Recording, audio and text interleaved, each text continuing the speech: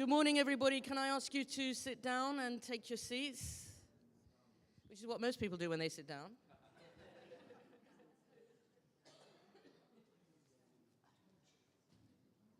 Good. I'm very keen to start because, as you all know, we've got a very packed program and we can't afford to get behind.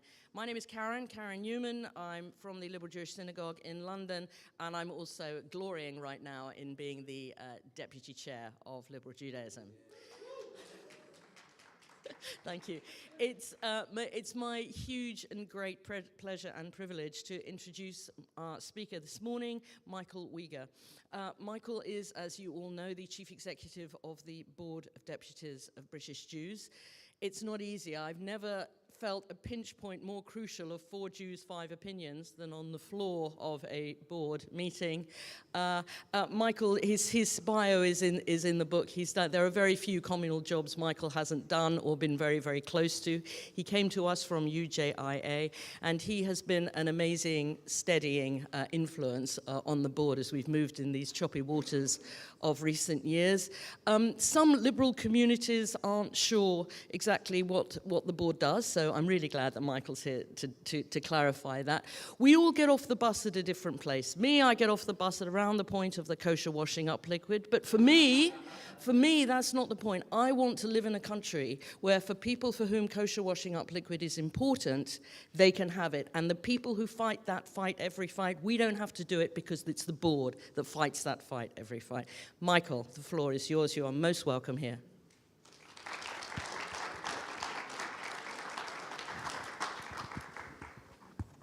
Hi, thanks, Karen. Sounds on, doesn't it? Yeah, good.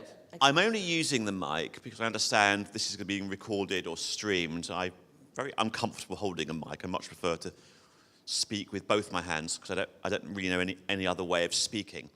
I just saw somebody from Southgate Progressive. I don't know who it was. Yes, hello. So I grew up in Palmer's Green, and in fact, the Progressive Synagogue in Southgate is the first Progressive Synagogue I ever went to. And I remember it very warmly, actually. I went to what was then called a confirmation ceremony for a friend of mine who I was in youth movement with, and it was a very interesting experience. Growing up in an Orthodox community, it was pretty, and I lived an Orthodox life for quite a large number of years. So it was quite strange going there for the first time. But it began a journey where I've been a member of every single denomination in many different countries, and I'm really one of those Jews who like synagogues without worrying too much which denomination they are. It's really an honour to be here. I've loved working with liberal and progressive synagogues over the last few years. I've spoken at a couple of events online, and it's really nice to finally be at one in person.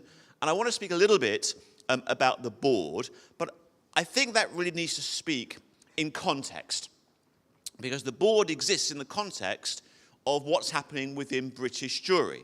Now, some of you will know, some of you won't know, that the board goes back to 1760. So, we're quite an old organisation. As I was mentioning to someone earlier, it's the second oldest organisation I've been involved with because I went to JFS, which was founded 30 years before the Board of Deputies. So I like working or being attached to old organisations, old institutions, and renewing them, making them relevant, making them part of the contemporary dynamic of our community is really what I've enjoyed doing for much of my career. So in thinking about the role of the board today, I want to focus a little bit, just for a couple of minutes, on the idea of Jewish politics.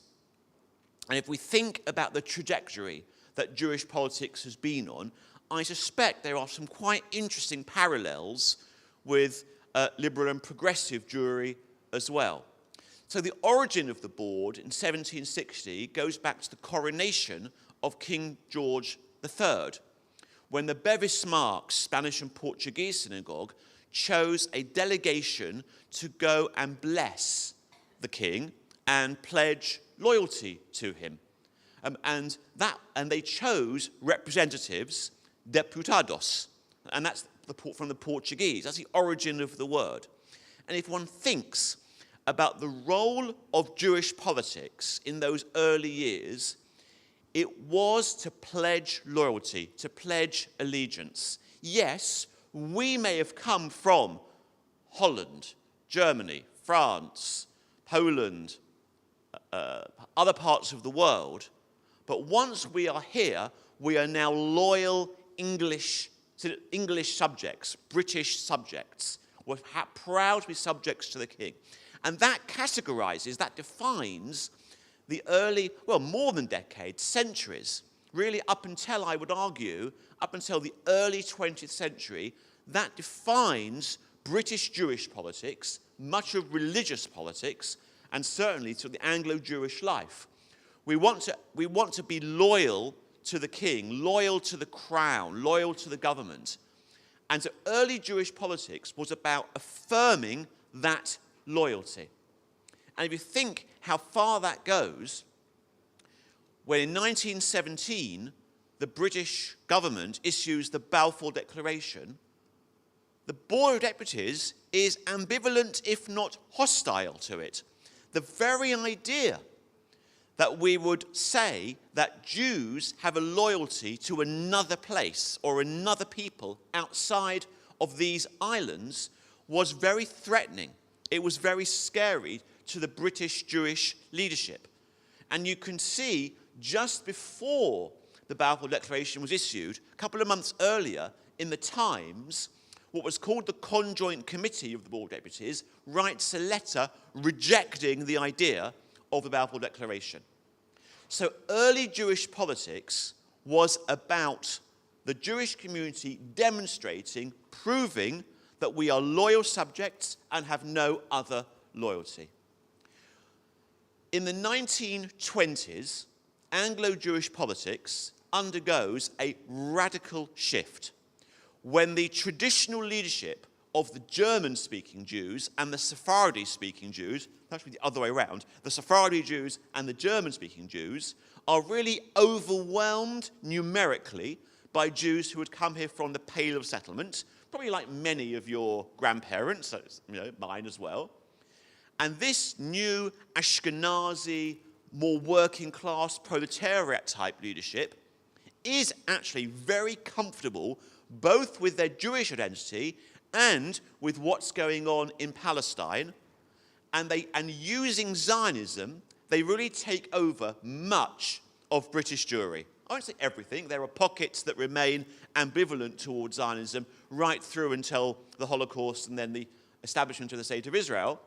But one can see a real shift. And so the next wave of Jewish politics becomes about Jews fighting for Jewish rights wherever they might be.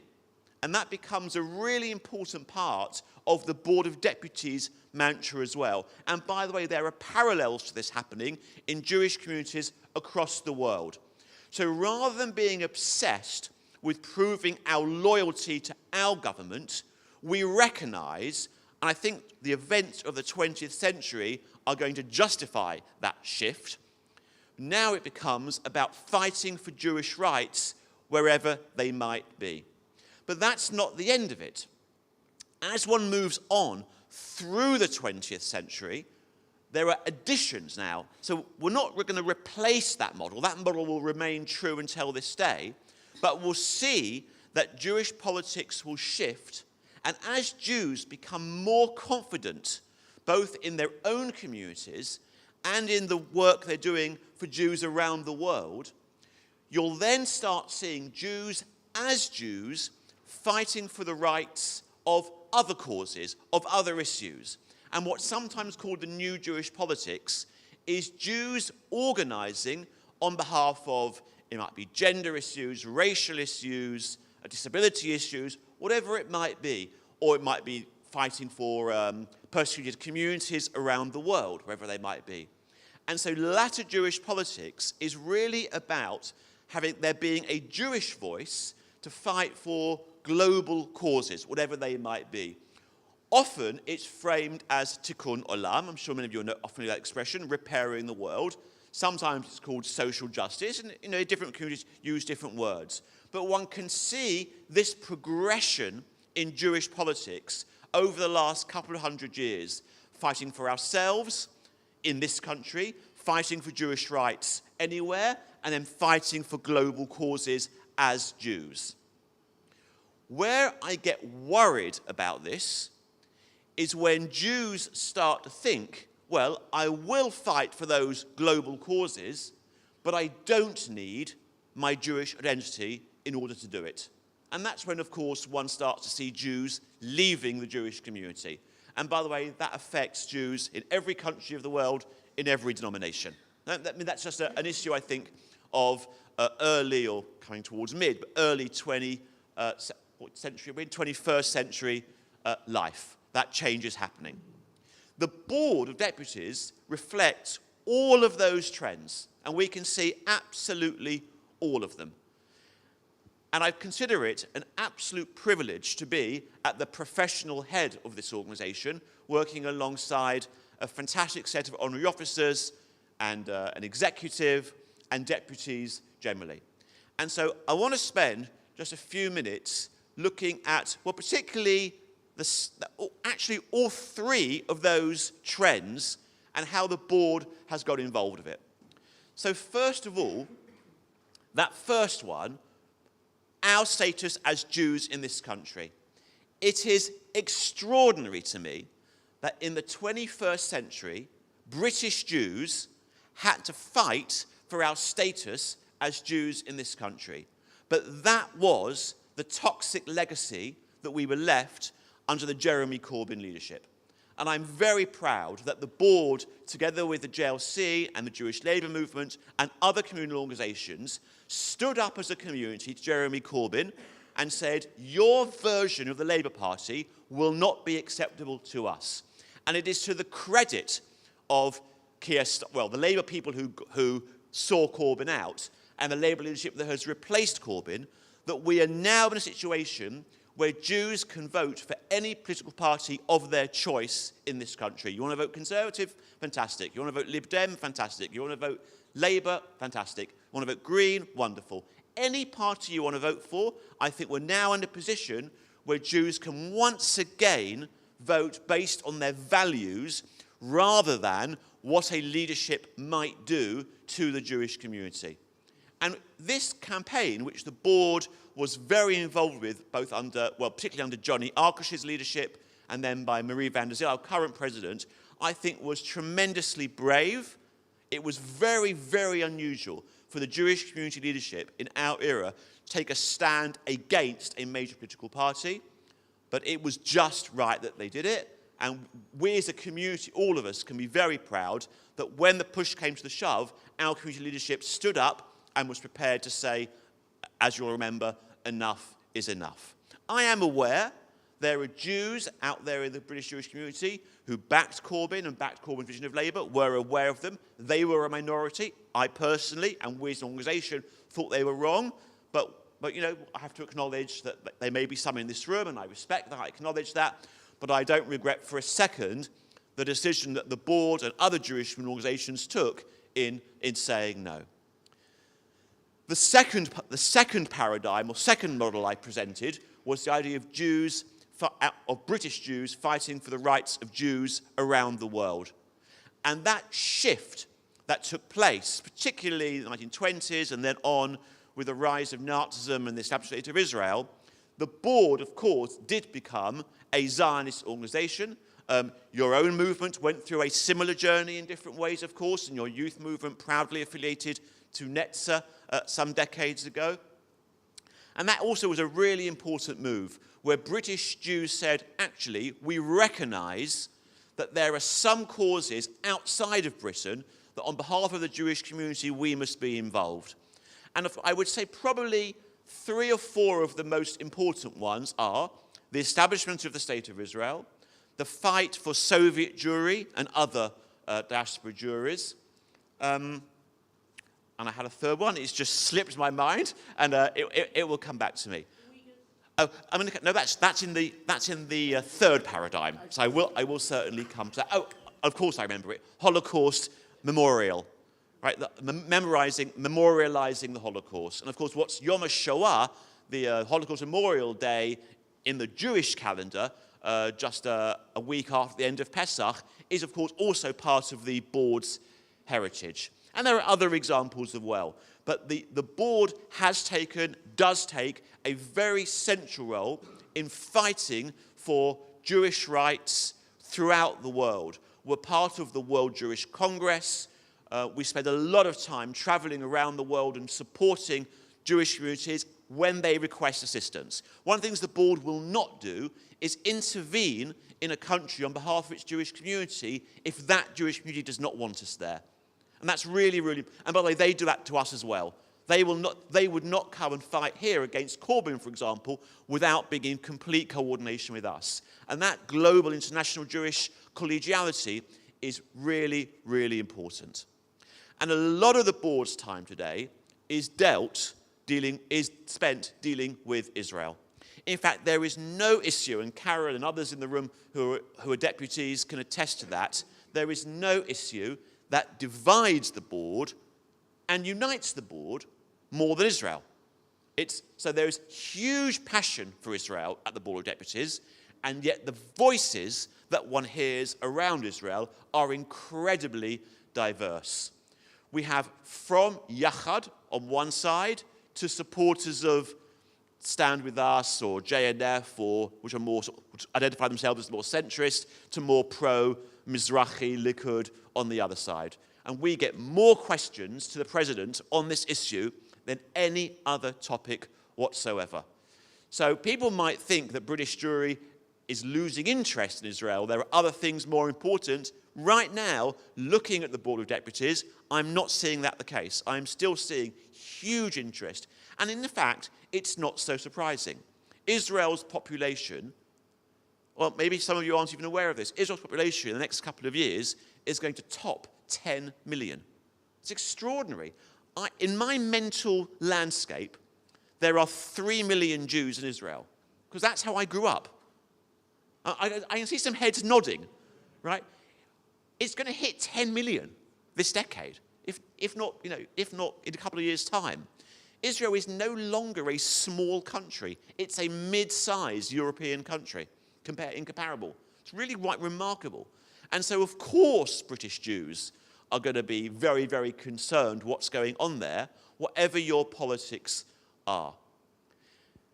So, and of course, we're watching very close situation of Jews in the Ukraine, Jews in Russia, which is a really, really sensitive and important subject right now, Jews in Hungary, Jews in parts of Latin America. These issues are of tremendous interest to the Board of Deputies.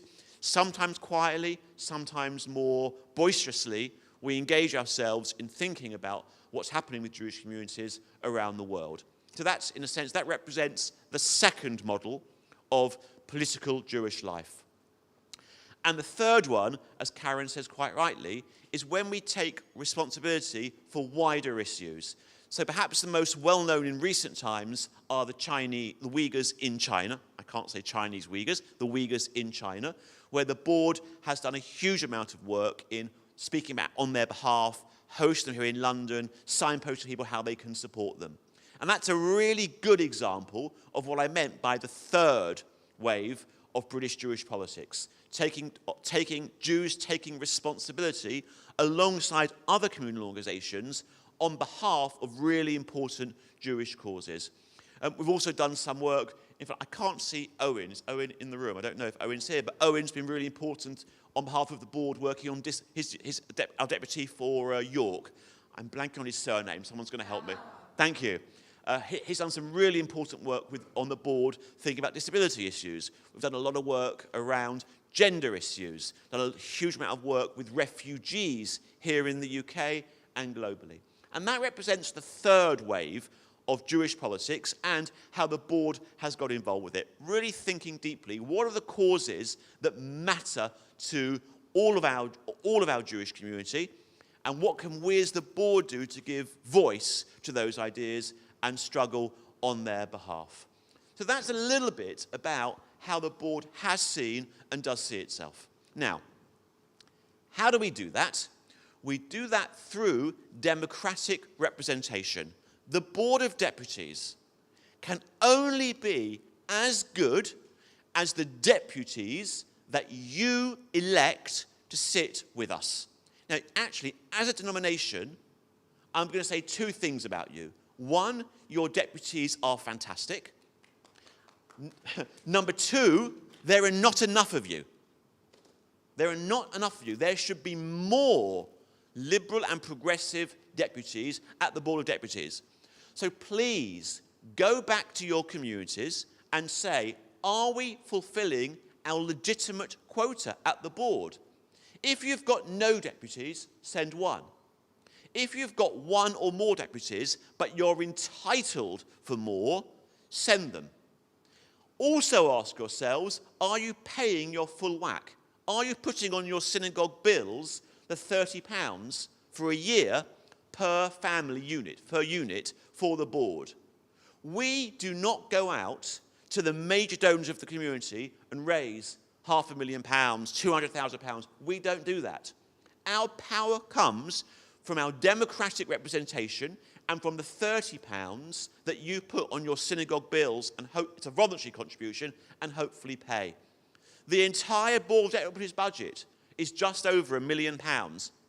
We don't need more than that to function. We run a very tight ship, a very small office. Our power and our strength comes through our democratic representation and our voluntary contribution, our voluntary, if you like, tax that we ask the British Jewish community to pay. You send deputies, they represent you at the board. Now, your deputies don't always agree with each other. That's fine. They can be left-wing, they can be right-wing, on British politics. They can be left-wing or right-wing on Israeli or global politics. I don't care. What I care about is that they've got your community's interests at heart, they've got British juries' interests at heart, and they are sensible. Let me say that again. They are sensible. Okay? We have a very, very small, tiny number of deputies who take up a lot of Karen's time, who are not sensible. Very small, but they exist. Right? So please, send us wonderful, centrist, sensible, progressive deputies. That is what I need from you, because the better that your representation is at the board, the better your values and concerns will be heard, and the better British jury will be in terms of the work that we have to do. Why does this matter? Well, I couldn't believe this until I joined the board. But in actual fact, almost every day, we get phone calls from government or opposition or local government or senior civil servants or the global Jewish media or other faiths saying to us, what does the board think? What's the board's view on this? And ultimately, the answers that we give to that question will be determined by the quality of the deputies as a whole. So the better our representation is of British jury, the better those values will be heard. Out there, the board is recognised as the democratic, legitimate, representative body of British jury. It's recognised when we're called on by government or opposition or other faiths. It's called upon when Marie is invited to the funeral of our late Queen and to the coronation of King Charles. It's represented when it's when we all are invited to go as a privileged body, because the board is a privileged body in the eyes of the monarch, to go and petition the monarch. So it matters that the board is it's genuinely democratic, which it is. It also matters that the quality of our deputies is as good as it can be. You have got great deputies, but you haven't got enough. So send us more. I can see some hands up, and I'm actually going to stop, and I'll take as many questions or comments people have until Charlie or Karen tells me it's enough. There's no question in Oxford's mind of the value of the Board of Deputies, and we're very supportive. But our deputy is just stepping down. How do I convince anybody to take it on? And what is the commitment? Okay.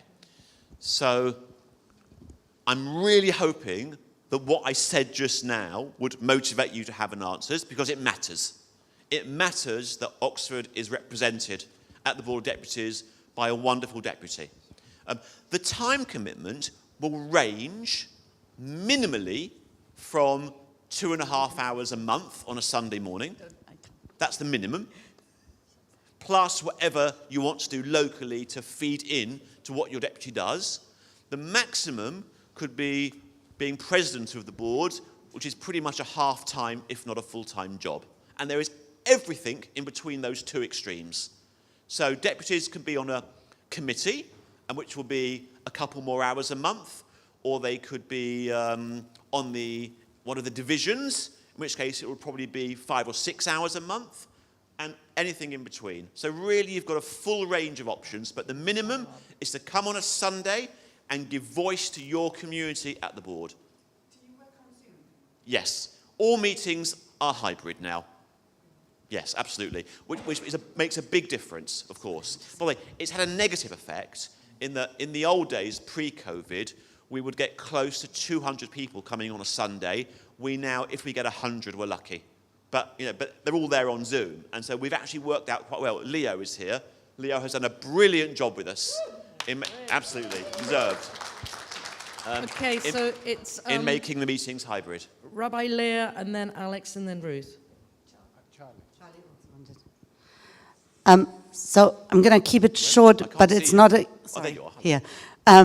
It's not a question, it's a comment, because I really wanted to thank you also personally for the strong stance you took when Smotrich came to visit.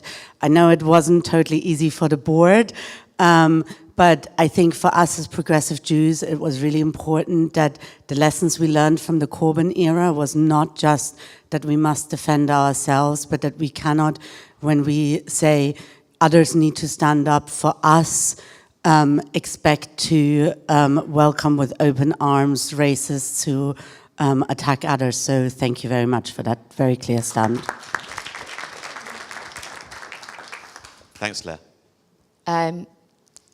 So yesterday we had a meeting of Rabbi Josh Levy and myself talking about the new progressive movement, and round around the room, as we heard from people, one of the things that was really highlighted was the hope that with the new progressive movement that actually our representation, while we are definitely represented on the board, and I agree with you, we need more deputies, certainly the board's association with the United Synagogue as the default, and the chief rabbi of the United Synagogue being the default figure, is often one which is a struggle for our communities, and often means that we, however democratic it might be, it's not always the visual. And there is a real hope from our communities that with the emergence of a new progressive Jewish movement, that actually the board might support us in ensuring that the religious representation and the board's association might develop. Yeah. I didn't break my own rule by not really having a question there, but right. I mean, the point is very well made, Rabbi Charlie, and well taken. There's a 200 and whatever it is, 50-year history here that I think is a little bit of a challenge. I think having had the first reform president with Marie, which is extraordinary, in 250 years, the first reform president is currently the president of the Board of Deputies. I mean, it's amazing that it took so long, and we are there. But I think your point is very well made, and it will be something which will need to be looked at further. I don't disagree with you. Yeah. Hi. Smaller communities, you are calling for more deputies. Smaller communities are only allowed one deputy at a time. So what happens if we want to send two? Well, we have a very good answer for you. So you can certainly, particularly with under 35-year-olds, you can send observers. So we have a whole system in place for under 35s to be observers. So that is one way of resolving it. I don't really, at the moment in the current organisational structure, have a solution to send more deputies if you are a small community. I mean, Karen's on the Constitution Committee, and I think you would agree with that answer, wouldn't you? There isn't a solution for people who are older than 35. That's rather ageist of us in the other direction. But that's just how it is. The board's constitution, which is quite hard to change, as Karen knows better than others, allows for under 35 observers. And we have many of them involved, and they are brilliant. They add a lot. But I haven't got a solution at the moment for over 35-year-olds if you want to have more than one. I'm really sorry, but we just haven't got it at the moment. Ruth. Oh, thank you. Well, I mean, I'm completely convinced by the value of the Board of Deputies. I know what you do. I speak to Marie. It's great. Mine's a rather prosaic question, really. I'm giving it, it's not Shabbat any longer. I think I can ask about the money. Sometimes when I'm sort of talking to people, they say, well, what does it cost? And I'm rather embarrassed to say, I didn't really know. I have a figure of 600 in my head, but I can't remember what that's for or why it is. Right. So if we could do that, because I think that's something we don't always ask, and then people, have got demands. Thank you. So the board's budget, as I mentioned, is actually £1.2 million. So that's what it costs to run the Board of Deputies, of which we receive about £700,000 from a combination of communal contribution and deputy fees. And as you say, it's £600 per deputy. I think that's right. I mean, you've put that figure in my head now. I think that's right. We do, where there are communities who really cannot afford the deputy fee, we do have a system in place to help particularly new communities who want to get on board, reduce that fee. Because we don't want money to be a reason, if it's a genuine reason, why a synagogue can't send a deputy. So those two things.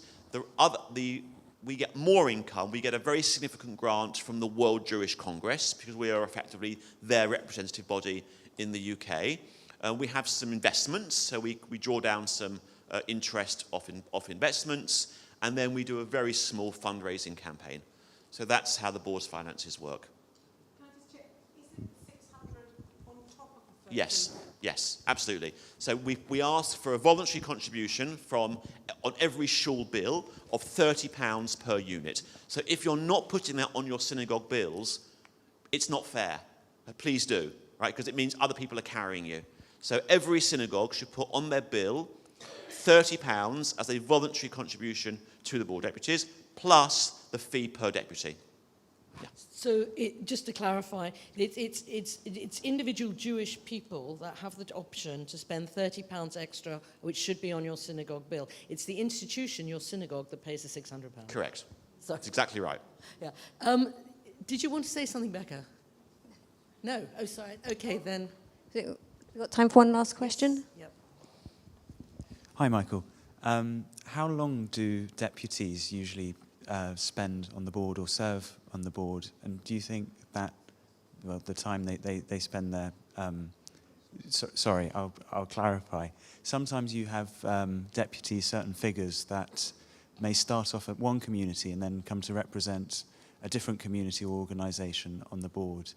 And why do you think that is? Right. So I'm going to unpack a few issues there. So some deputies just do one term, which is 3 years. Some deputies will, for whatever reason, want to do 2 or 3 terms and will do more than that.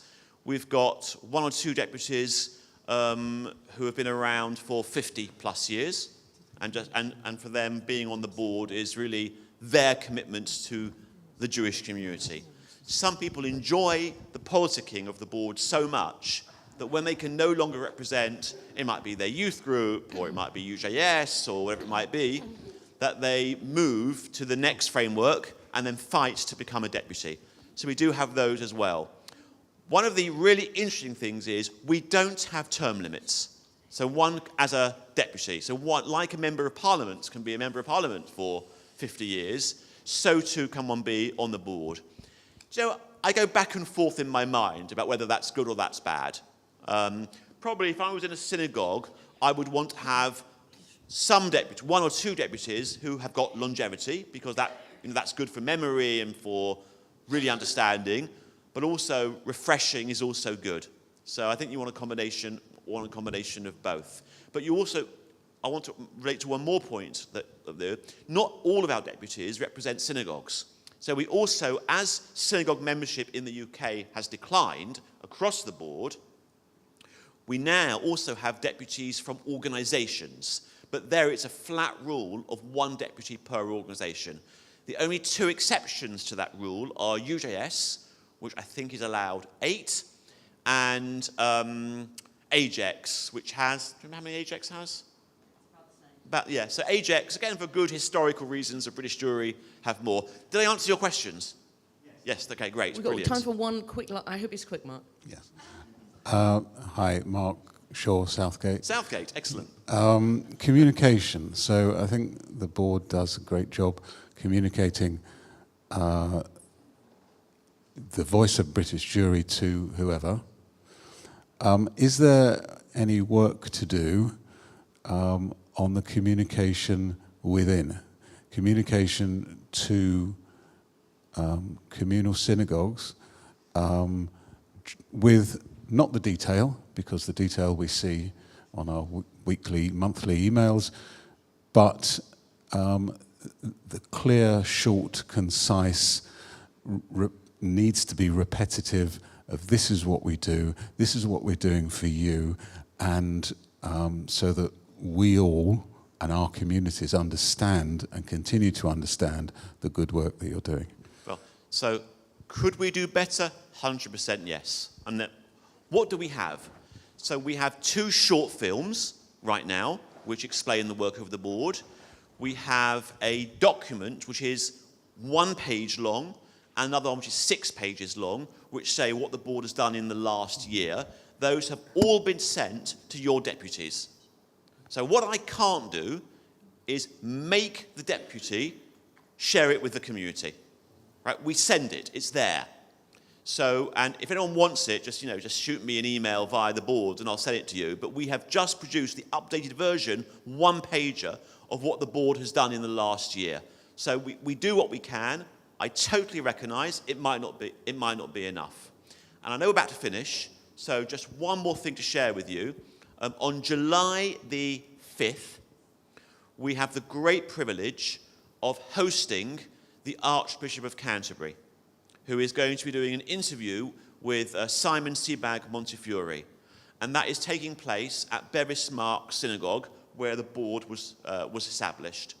And we have invited 5 people from every single synagogue who in some way is involved with the board. That means either they have a deputy or they're paying their communal contribution. So if you don't know about it, go and yell at your deputy.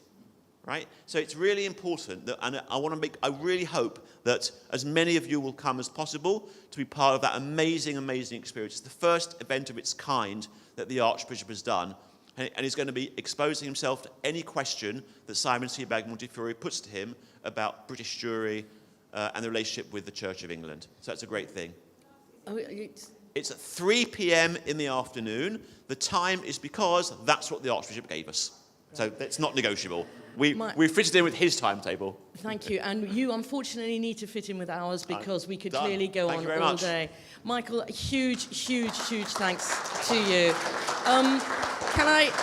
Can I just say 2 quick things? Firstly, some communities put people out to grass by saying, okay, they're off council, thank God for that, let's make them deputies. Please don't do that. Please make sure we can't make the progressive voice as strong and as focused without articulate deputies. The second thing you all need to know, and this is very relevant to the person from Oxford, when you get up at the board, the first thing you say is your name, and the second thing you say is the name of your synagogue. So everything your deputy says, they say in your name. So it's really important that you have confidence in the deputies that you send. Thank you very much. That's it from me. I know Charlie wants to say something, and before I give the floor to Charlie, our comms people have asked all of the deputies here, if there are deputies here, could we come forward so that we can have a photo with Michael before he leaves?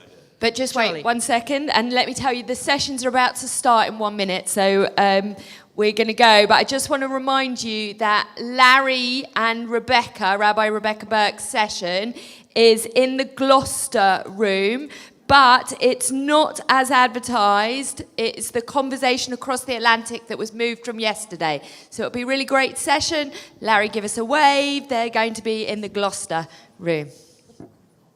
Thank you. Thank you, Michael. Yeah.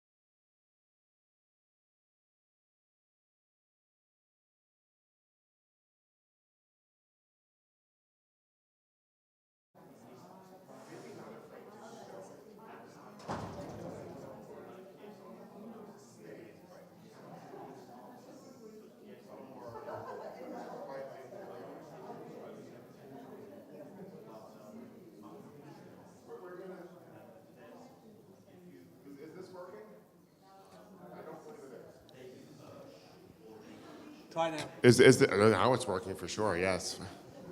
They can hear us in other sessions. Is this too loud? Is this... It's fine. So we're going to start in maybe 1 or 2 minutes. I think give people a time for transition. Some people are getting some tea. Oh, some people have to check out. Good point. I'm sorry? Yes, everyone. And by some people, I meant all the people.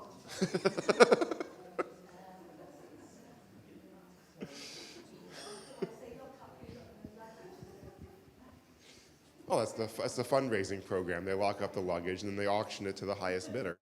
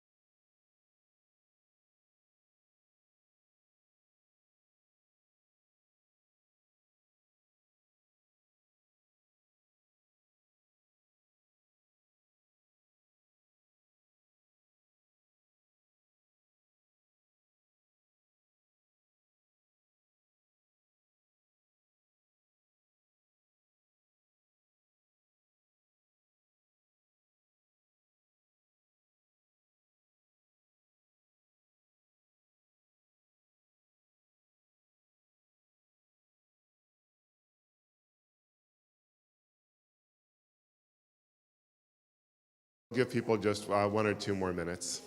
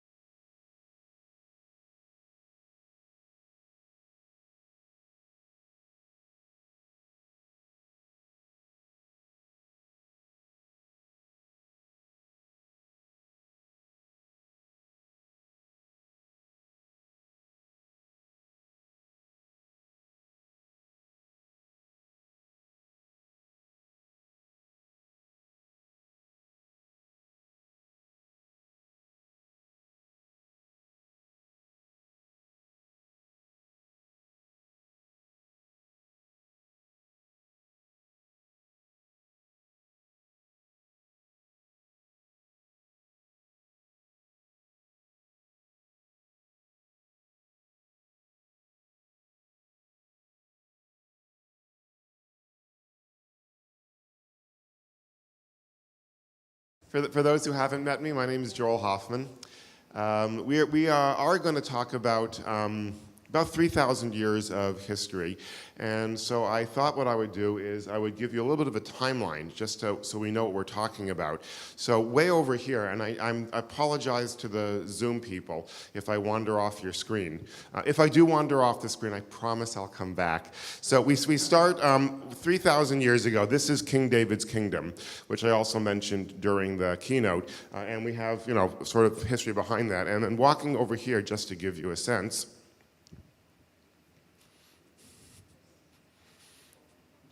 this is the conference that we're at. So that's the sense of the 3,000 years. So we can sort of find mid-post. This would be the year 500, for example, right in the middle. Somewhere around here is 1066, which is sort of a convenient date. This would be about a third of the way down. Over here would be the year 0, except there was no year 0. When they put the calendar together, they inconveniently forgot the year 0, so it goes right from +1 to -1.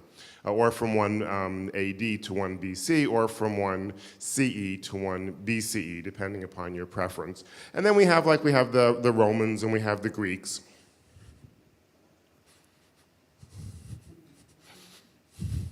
This would be about the, well, depending upon your point of view, either the founding of America or when the king lost the colonies, somewhere around over here. And just for comparison, like this little picture frame over here would be larger than your entire life.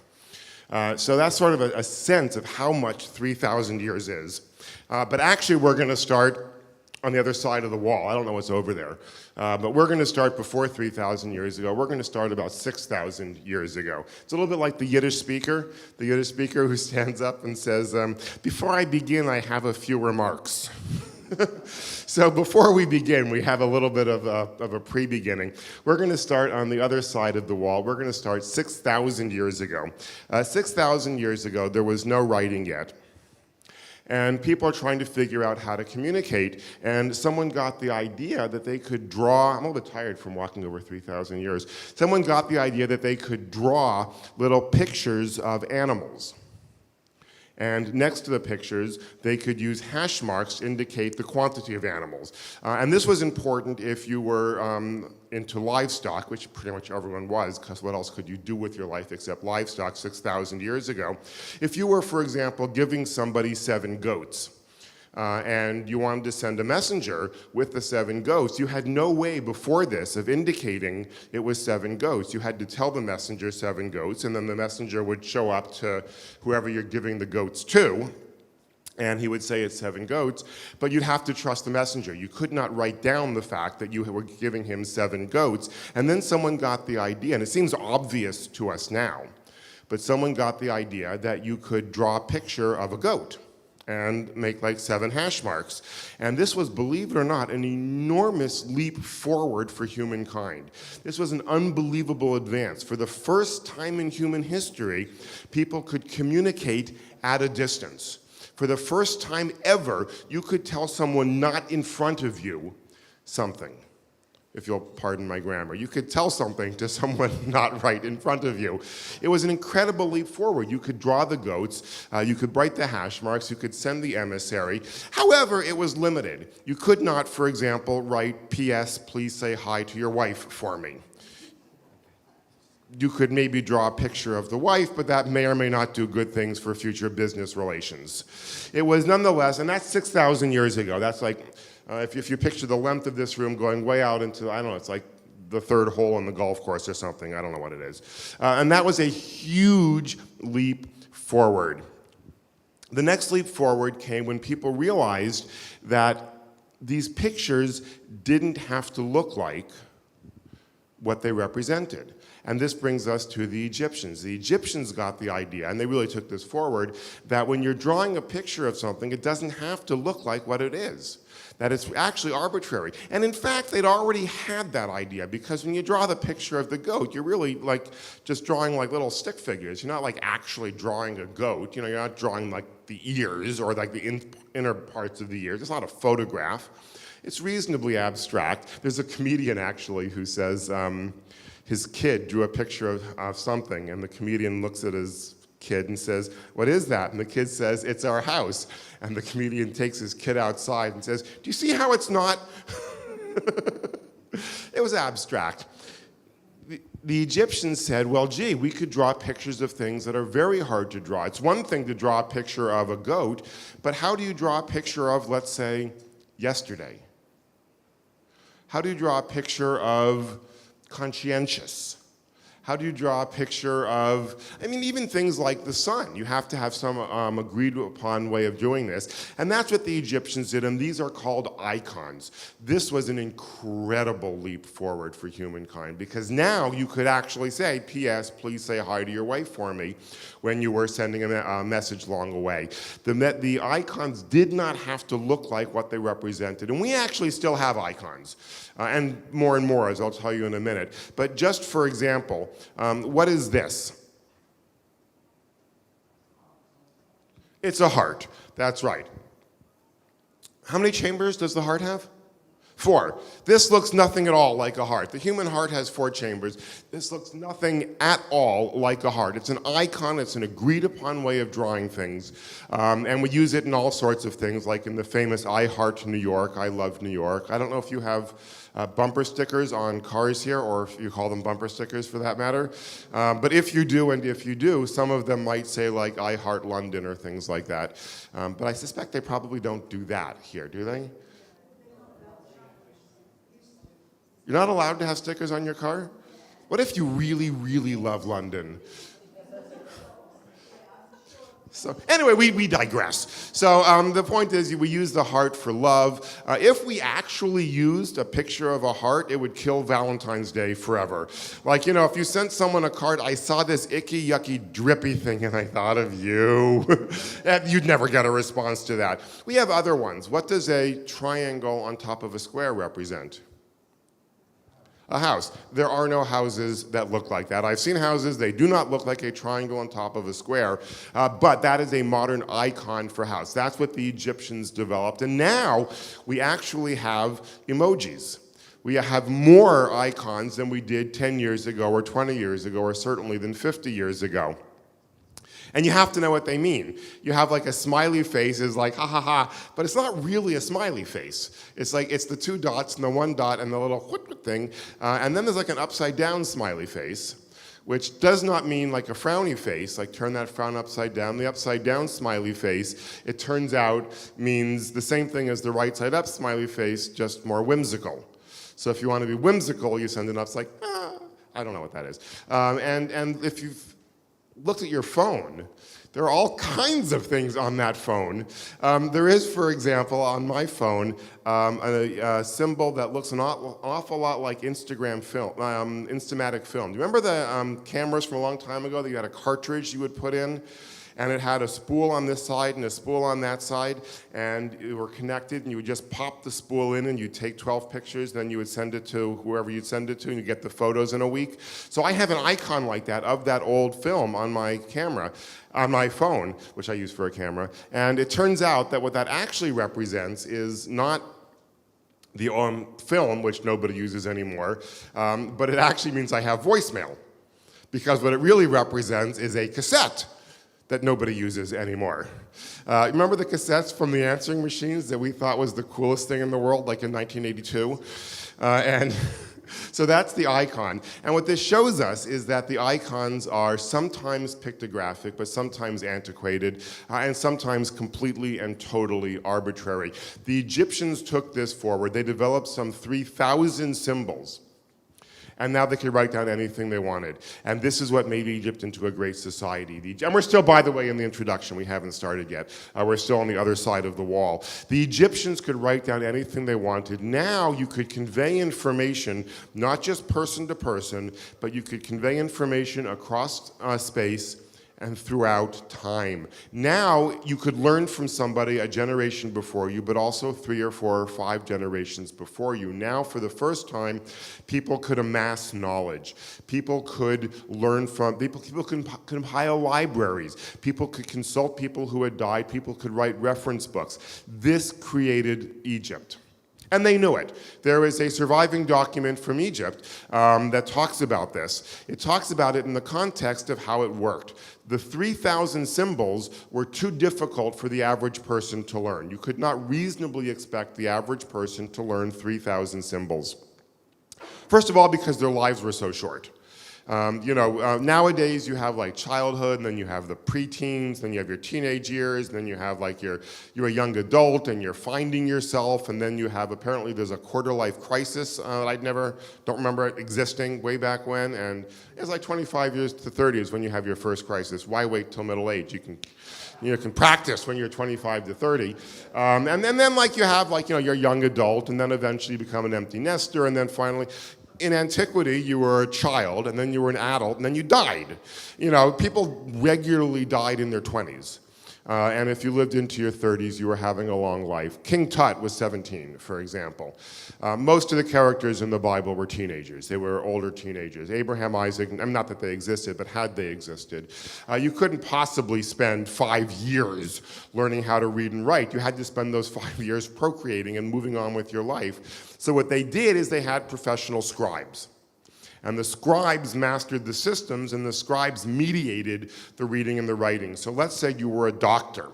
And they had very advanced medicine in antiquity. If you were a doctor, you would ask a scribe to write down what you knew, and you would ask a scribe to read to you the information from 2 or 3 generations prior.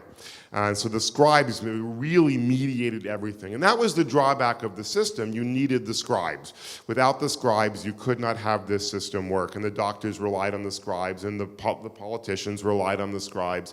And this is really what made Egypt go. They had a fantastically advanced medical system. In ancient Egypt, they could do a C-section on a woman, and she would live to give birth again. I don't think they could do that in this country 150 years ago. And that's England we're talking about. So that's how advanced medicine was back then. And they did that because of the writing system. And the writing system was made possible by the scribes. And I told you they knew about that because there is a surviving document that says there is no greater calling than to be a scribe. Now, a scribe wrote that. So, we're not 100% sure everybody felt that way, but they were right. That was what made Egypt so great, and that was another huge leap forward for humankind. No longer limited to drawing pictures of things, you could now draw anything you wanted with these symbols. These are the hieroglyphics that everyone is so enamored with.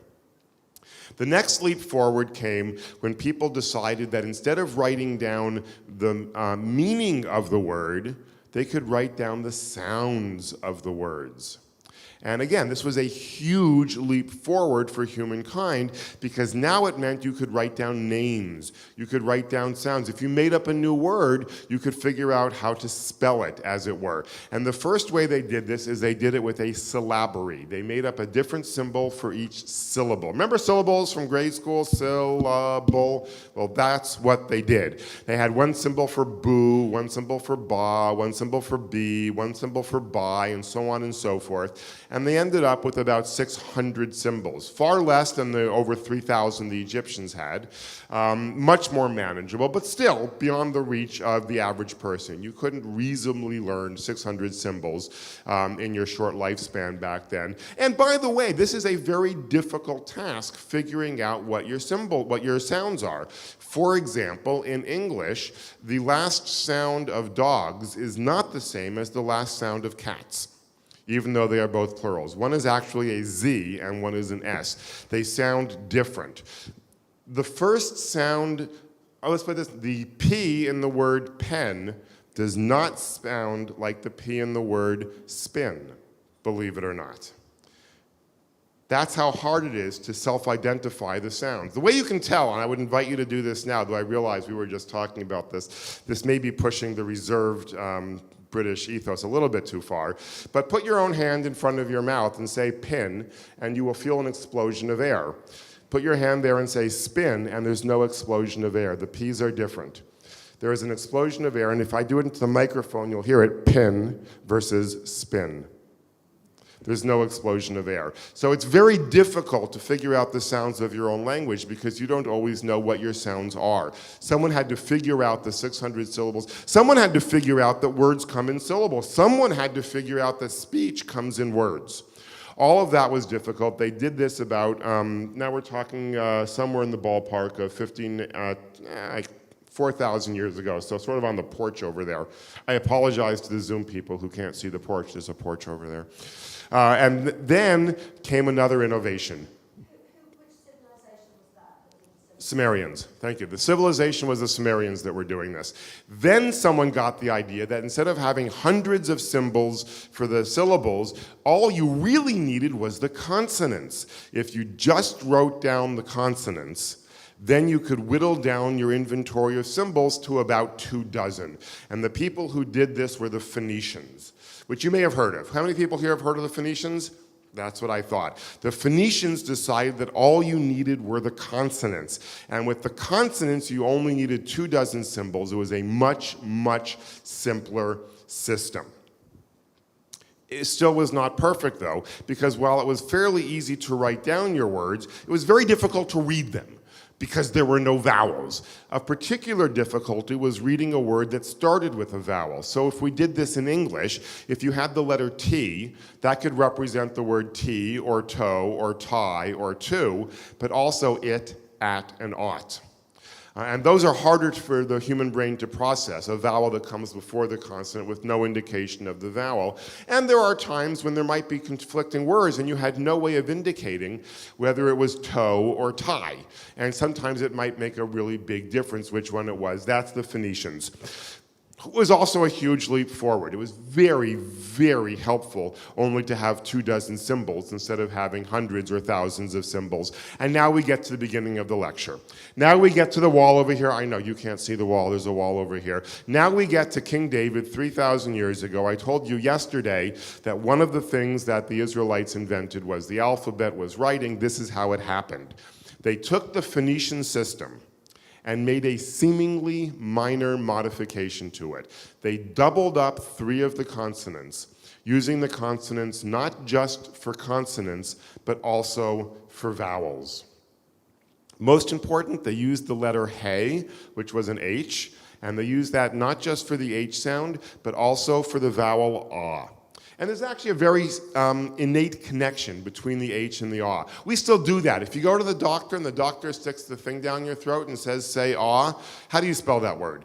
With like 3 H's and 4 H's, depending upon how far he sticks it down, right? We still use H for the sound ah. And the reason for that is when you're saying H and when you're saying the sound ah, your mouth is in the same configuration. And you could try this now. If you say ha, you will realize that your mouth does not change a whole lot, whereas if you say, for example, hoy, you will feel your mouth moving a lot.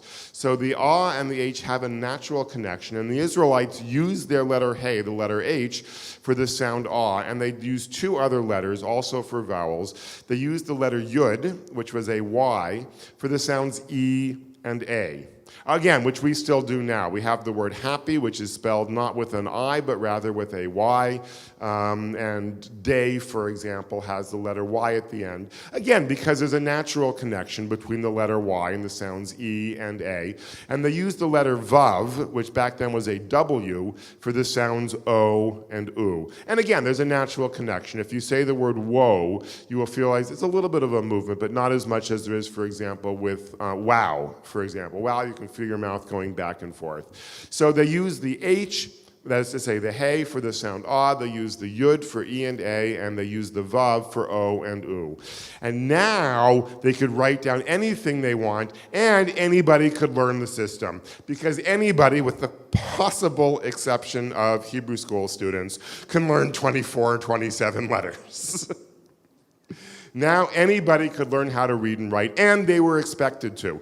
You may have heard the rumor that ancient Israelite society was an oral society. Raise your hand if you've heard that rumor, that the Israelites were an oral society in antiquity. They were not. The way we know they were not is it says, Uchtavtam al mezuzot beitecha. Write them on the doorposts of your house. If you have a commandment telling people to write things down, you do not have an oral society. Furthermore, we keep finding more and more archaeological evidence that even commoners, even poor people, knew how to read and write. We keep finding different handwritings from places where there are only very poor, uneducated people. Everybody knew how to read and write. As I said yesterday, that was important because they wanted wanted people to be able to read about their rights. Question? They spoke Hebrew at this point. 3,000 years ago was the beginning of Hebrew.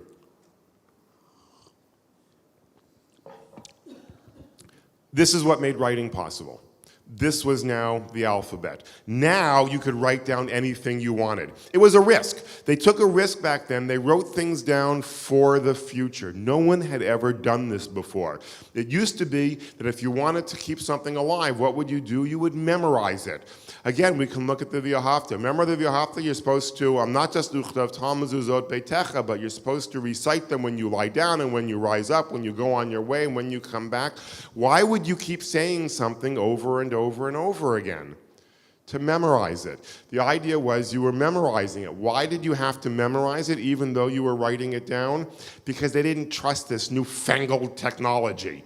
Back then, if you wanted to make sure of something, you memorized it just in case this whole writing thing didn't pan out.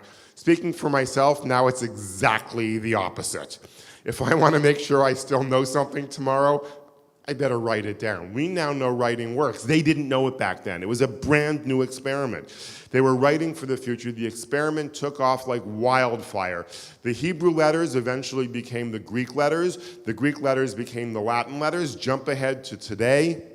The letters that we use is still called the Roman alphabet. The font is like New Times Roman.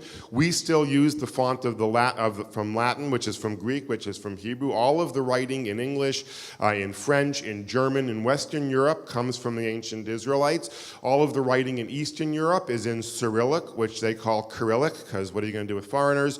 That all dates back to Greek, which goes back to the Hebrew. The Arabic alphabet goes back to Hebrew.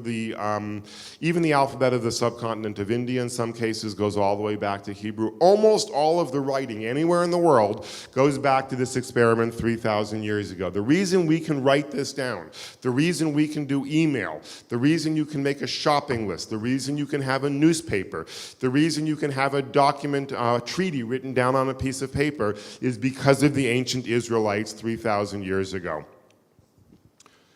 And they gave us something else. They gave us the world's all-time best-selling book. How many people here have heard of the Bible? That's right. The reason you can read the Bible is because they invented the alphabet. Now, how many people here have heard a different story? How many people here have heard that the Phoenicians invented the alphabet? Does that ring a bell for people? I know that is what is still taught in some universities and in some schools, that the Phoenicians invented the alphabet. They did not. I asked you how many people have heard of the Phoenicians. How many of you have read any books by the Phoenicians? No, you can't, because they didn't have the alphabet. The Israelites invented the alphabet. They modified the Phoenician system. The Phoenicians came very close. They had the consonants. They didn't have the vowels. I'm not talking about the dots, the lines, and the other lines that you learn in Cheder. I'm talking about the actual consonants used as vowels. This is what made mass literacy possible. It is astonishing, something that has only been invented once across the whole globe throughout all of human history. Almost everything else, calculus was invented by two different people. Calculus is not easy. Gunpowder was invented in two different places. Kites, it's a pretty cool idea, kite, invented in two different places. The syllabic way of writing with hundreds of symbols was invented all over the world. The alphabet was only invented once.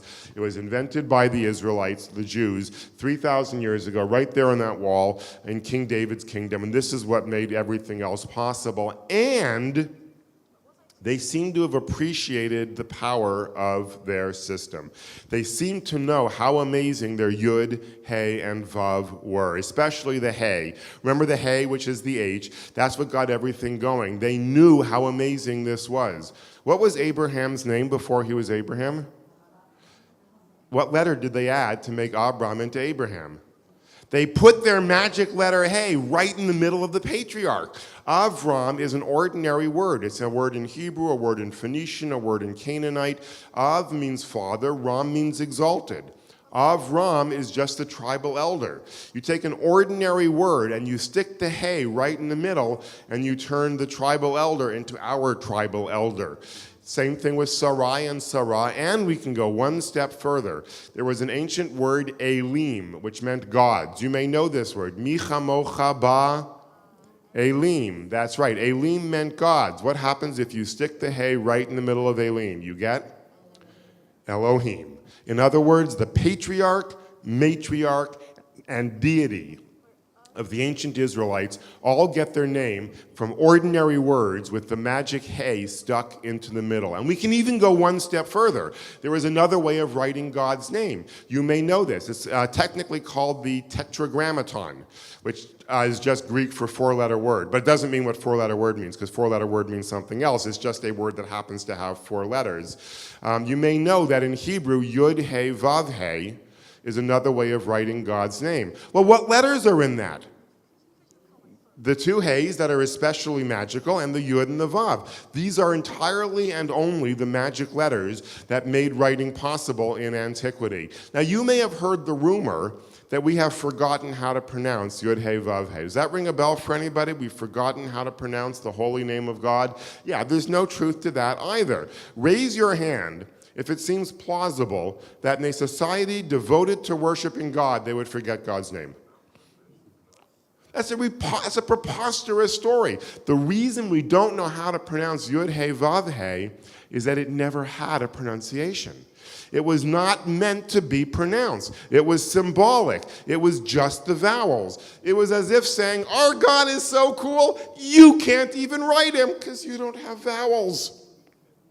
It wasn't our most mature moment, perhaps, but it turned out to be true. The Yud, He, Vav, He was a symbolic way of writing down God's name, just alongside Elohim, which was the word Elim, the word gods, with the He stuck in the middle. So what we see is 3,000 years ago, the Israelites took a previous 3,000 years of experiments in history, and in particular, they took the Phoenician way of writing, and they turned it into the alphabet, which spread around the world, and if that was all they had done, would have counted as an unbelievably important contribution to societies everywhere.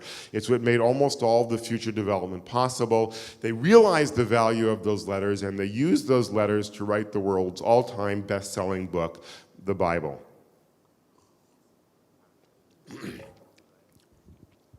But here's what's interesting. The oldest actual copy of the Bible, and by this I mean what some people call the Hebrew Bible or the Old Testament. The oldest actual copy of the Bible is only 1,000 years old. It comes from about here. This is how old the oldest copy is. Not 2,000 years, not 3,000 years. And so we have a reasonable question to ask: how far back does our Bible go? How do we know what the words were? How do we know what they sounded like? So just for example, we read in Jeremiah, Rachel is weeping for her children. She refuses to be comforted. Jeremiah was a little bit manic depressive. Jeremiah says, Rachel is weeping for her children. She refuses to be comforted. And then Jeremiah says, thus says the Lord, keep your voice from crying, keep your eyes from tears. Your children shall return. Okay, that's the manic part. How far back does that go? We read the Via Hafta, we read the Shema. How far back does that go?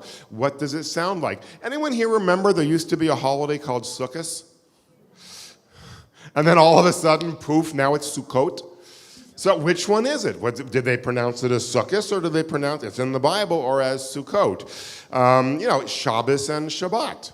There are other communities that pronounce the words differently. How far back does this stuff actually go? We are going to go back to about the 10th century CE and use that as our bridge between modernity and antiquity. About 1,000 years ago, there were a group, closer to 1,100 if you're keeping close track. By the way, once again, I see people taking notes, and of course you're welcome to do that. I do have a book about this with everything in it from NYU Press called In the Beginning, A Short History of the Hebrew Language. I want to be clear, I did not choose the title. NYU Press chose the title. They wanted it to be an impulse purchase. I told them I wrote that book, I wouldn't impulse purchase that. I wanted to call it a biography of Hebrew, but they didn't want to do that. It does contain everything I'm talking about and much more. It's an academic book, but as academic books go, it's not super hard. And if you look very carefully, there are jokes in the footnotes and in the index. But you have to look really hard to find them, because they wouldn't let me put jokes in the main text. About 1,000 years ago, a group of people lived called the Masoretes. And these are people who were living in and around the ancient Near East, and they put together a system of preserving the sounds of Hebrew, as they said. This is where we get the dots and the dashes from. You may know, for example, that a line under a letter in Hebrew represents the sound ah. You may know that 3 dots like this represents the sound eh. 3 dots like this represents the sound oo. 2 dots like this is either silent or not silent, depending upon where you learned Hebrew. This is the system that we know. This is called the Masoretic system. This comes from about 1,000 years ago, not 2,000, not 3,000. And according to their own writings, the Masoretes were trying to preserve the holy ancient sounds of Hebrew. However, and the reason they used the dots was they didn't want to change the holy ancient symbols. They knew that they had inherited this great writing system. They knew they had, for example, the Torah, and they didn't want to change the letters of the Torah. So what they did is they just put dots over the letters. They didn't want to add new letters. They just added little symbols called diacritics. Arabic was doing the same thing. They probably learned this from the Arabs. Here's what's interesting. Even though they say they were preserving the holy ancient manuscripts, all of those holy ancient manuscripts are gone. All we have is their writing. You know, what if I told you, for example, I discovered an incredibly valuable Ming vase, which you might call a vase, and it must be worth a gazillion pounds. And you say to me, where is it? I say, well, I have a photograph of it. And you say, where is the vase or the vase? And I say, yeah, I lost it. You might reasonably suspect that my photograph was a forgery. When the Masoretes 1,000 years ago say they are preserving the holy ancient manuscripts, and all of the holy ancient manuscripts are gone, we might reasonably suspect that it was a forgery. Now, spoiler alert, it was not. Someone told me once that a presentation should not be a mystery story. So we do have good news coming soon, but we have to figure out what's going on with this. What were the Masoretes actually doing? And in this regard, we need to take a step back and look at 3 different theories of the world. The first theory of the world is the God theory. The God theory is very simple. The God theory is that everything that happens because God makes it happen. So why did the sun rise this morning? In the God theory? God made the sun rise, that's right. Should the sun set this evening? Why will that be? Because God made the sun set, that's right. It's a very simple theory, and it explains everything. There are actually no flaws in the theory. There is nothing unexplained by the theory. Another theory is the dumb luck theory. I'll just take one more example just to be clear. If I shuffle a deck of cards, ace through king, and I keep shuffling it, and it comes out completely in order, why would that be in the God theory? God made it happen. God could do that. Piece of cake for God. God could also actually make a piece of cake. Another theory is the dumb luck theory. The dumb luck theory is that there are no rules, there is no God, and everything that happens is a pure matter of chance. So if, for example, the sun should rise again tomorrow morning, why will that be? Just dumb luck. And if it doesn't, we won't be around to know. So, you know, that's why we think the sun always rises, because as soon as it stops rising, poof, we're all gone. If I shuffle a deck of cards, ace through king, and it comes out in order, why is that? Chance, that's right. And that could happen. There is luck in the world, you know. Every week somebody wins the lottery, which is mind-boggling, but chance is out there. So we have the God theory, you have the dumb luck theory. I, by the way, know people who subscribe to the God theory. I know people who subscribe to the dumb luck theory. Let me tell you, very interesting things happen when you invite them both over for dinner. There's a third theory. The third theory is the science theory. The science theory is the theory that there are rules to the universe and that we humans can figure out those rules. In a sense, it's a preposterous theory. If I flip a coin, the best scientist in the world cannot tell me whether it will land heads or tails. And yet we have the audacity to believe that we can predict what is going to happen. We have the audacity to believe that there are rules and that we can figure them out. The philosopher Searle says that a dog does not know calculus. And I'm sure he's right, the dog does not know calculus. But then Searle adds, the dog doesn't even know that it doesn't know calculus. The dog does not sit around saying, gee, if only I knew calculus, I could calculate the area under the ball that was just thrown for me to fetch. The dog doesn't even know it doesn't know calculus. The science theory is the ridiculous suggestion that there is nothing like that for us, that we can figure out the world. We are going to use the science theory for the next little while, not because it's inherently better, but only because it's more interesting. There is nothing wrong with the God theory, there is nothing wrong with the dumb luck theory, but the science theory will give us a little more interesting time together. And the reason it's relevant is the Masoretes said they were preserving the holy ancient texts, and they said they were preserving the holy ancient sounds.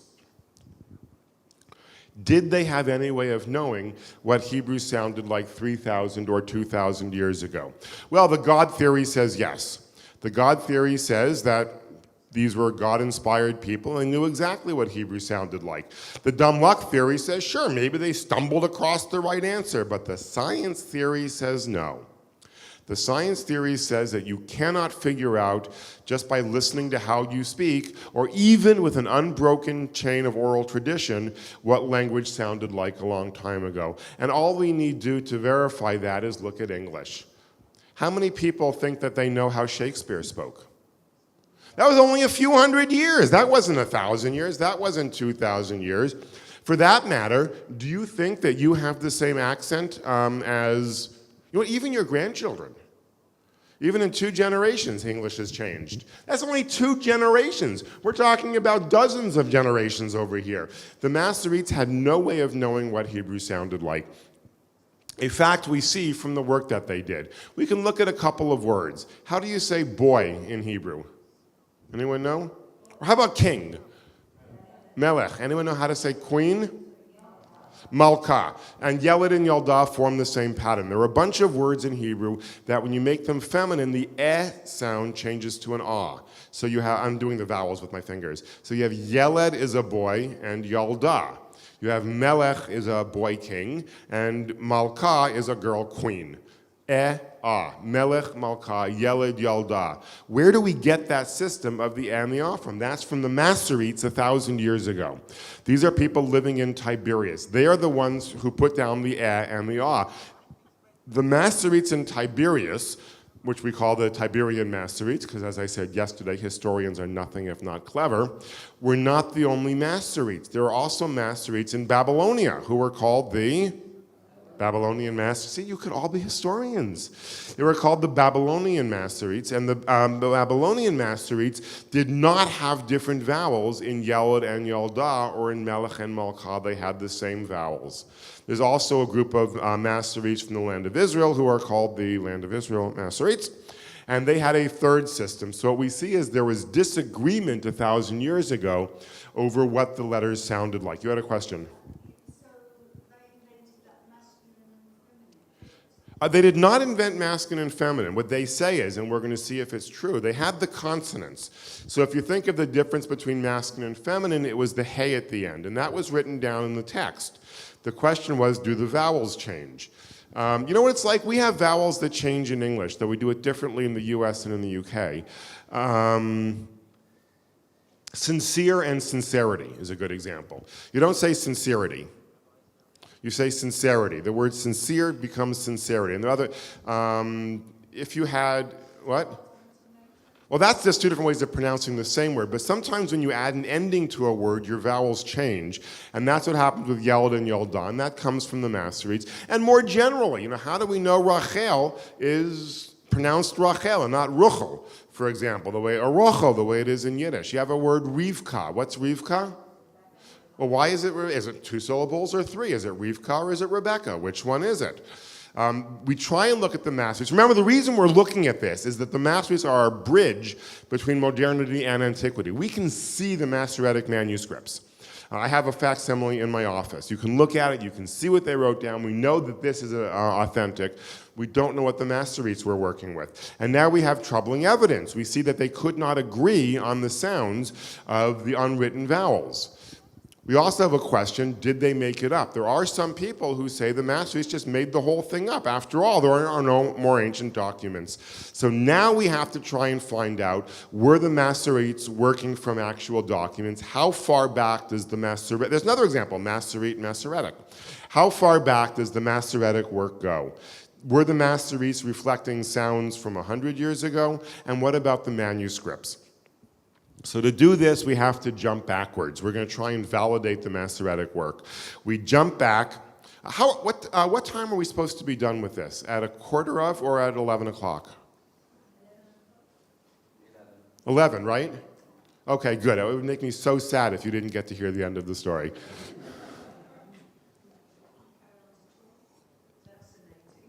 Well, the next hour is going to be about the future. That's the really interesting part. So we now try and validate the Masoretes. The first step in validating the Masoretes, we go back to the 3rd century BCE. We go back to Alexandria, and we go back to a document called the Septuagint, which some people call the Septuagint, or Septuaginta.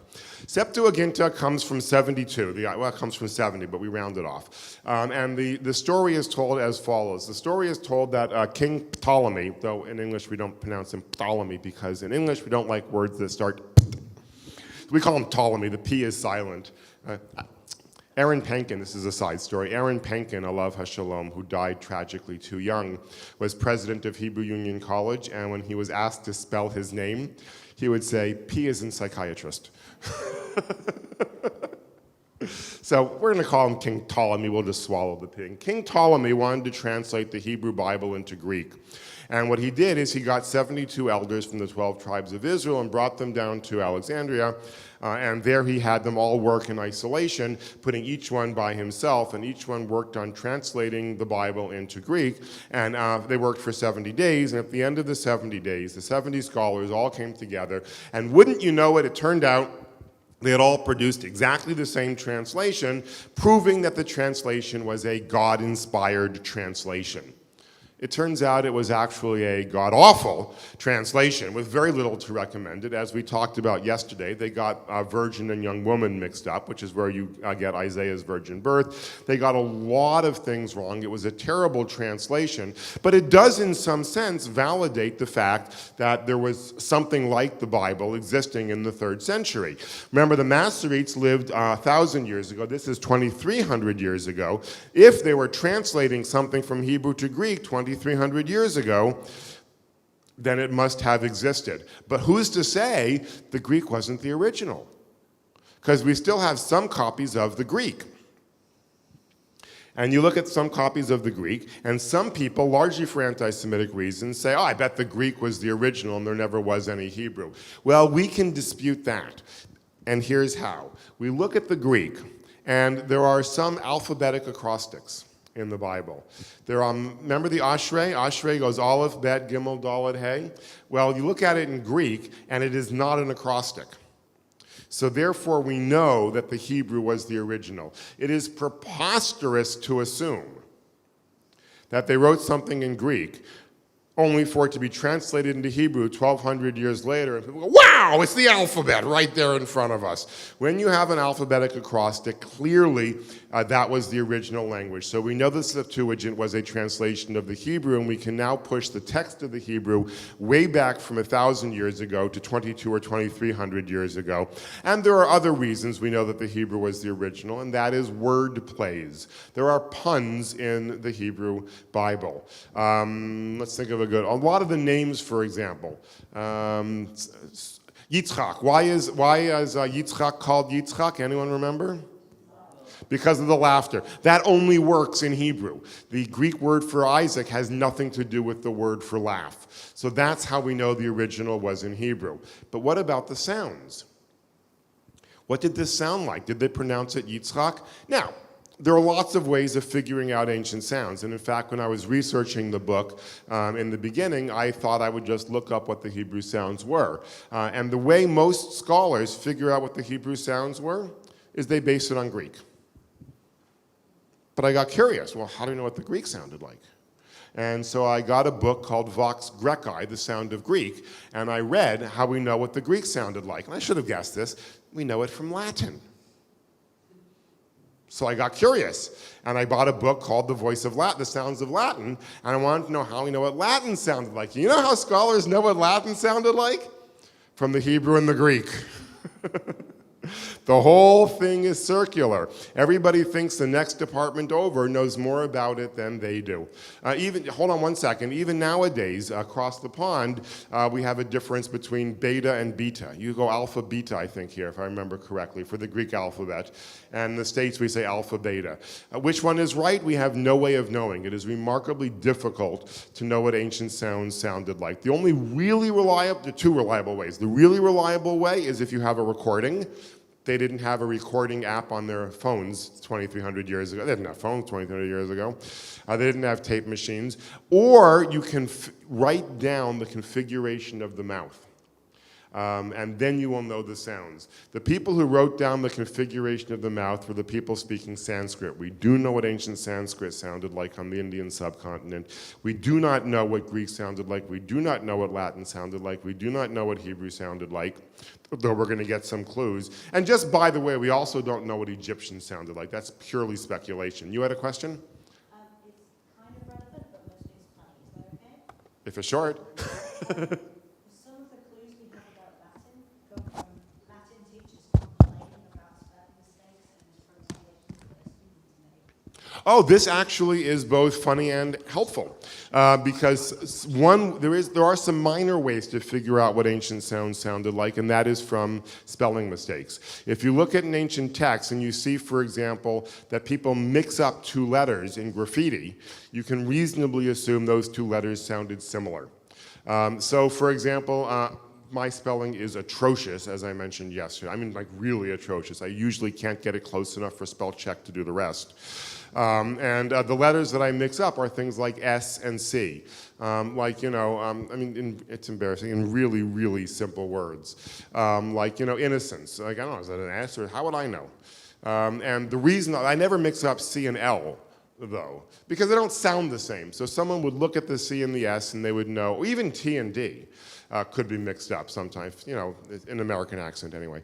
Not if you're going to say water, that's very clear that it's a T there, but the water, you never really know.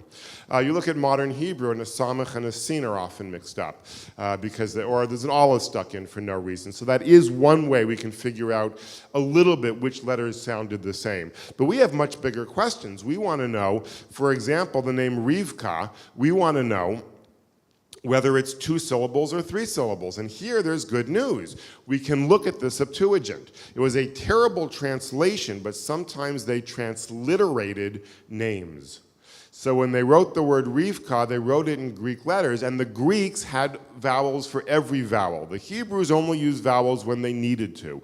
Back then, spelling was a matter of opinion. It's sort of coming back. The Greeks used a vowel for every single symbol. So in Greek, they wrote the word Rivka as Rebecca, as a trisyllabic word, not as a bisyllabic word. So it seems that Rivka is actually not the original pronunciation. It seems that the original pronunciation of the word was Rebecca, that it was 3 syllables, not 2 syllables. It seems that the Masoretes did not get it entirely right. They got the number of syllables wrong, they got the pronunciation wrong, based on the evidence from the Septuagint, which is not perfect, but is pretty good. It's worth mentioning there are a few other examples. There's a Latin example from a little bit later. There's a 6-columned commentary on the Hebrew Bible written in Latin, including a transliteration in Latin letters. There are a handful of other things, and they all confirm exactly the same pattern. The pattern is that the sounds have been continually changing over the hundreds of years to the point that when the Masoretes wrote things down, they no longer knew or could record what the ancient Hebrews sounded like. Another example would be the word lo. What does lo mean in Hebrew? Not or don't or no, that's right. Now in the Bible that's written as only 2 letters, a lamed and an aleph. There is no vav in the middle indicating the O sound, as you might expect. So scholars said, see, they couldn't even get that right. The original pronunciation must have been la. It couldn't have been lo. Probably the Masoretes who put the dot between the lamed and the aleph, and if those Masoretes made it up. However, there is one more bit of evidence that we can use.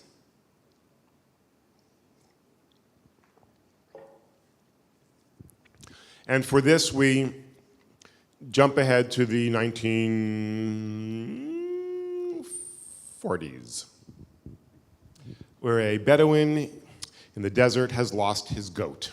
Don't you hate it when that happens?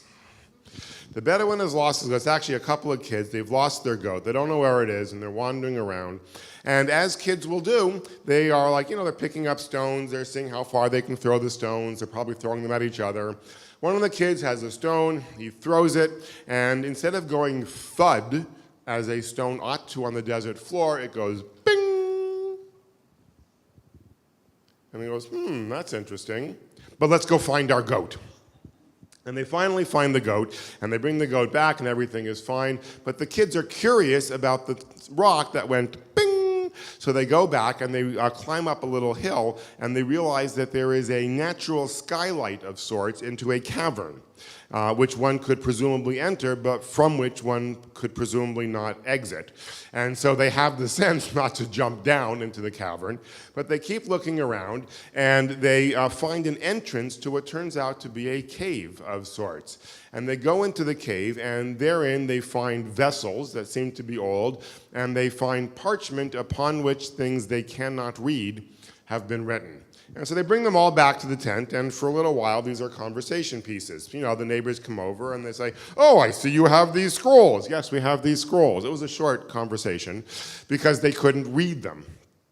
Then they got the idea that maybe they could sell the scrolls, and they went to a guy named Kondo, K with a K, who lived in Bethlehem. Kondo was a dealer in antiquities. Sort of the way, I don't know, someone named Vinny or Butch might be a dealer in used cars, if you know what I mean. This wasn't the most reliable guy in the world. He was sort of a wheeler dealer. He liked to get things done, and he bought these 7 scrolls, and he now tries to sell these scrolls, but the problem is they were found in the middle of nowhere. And he thinks to himself, wouldn't it be better if they had been found in the holy city of Jerusalem?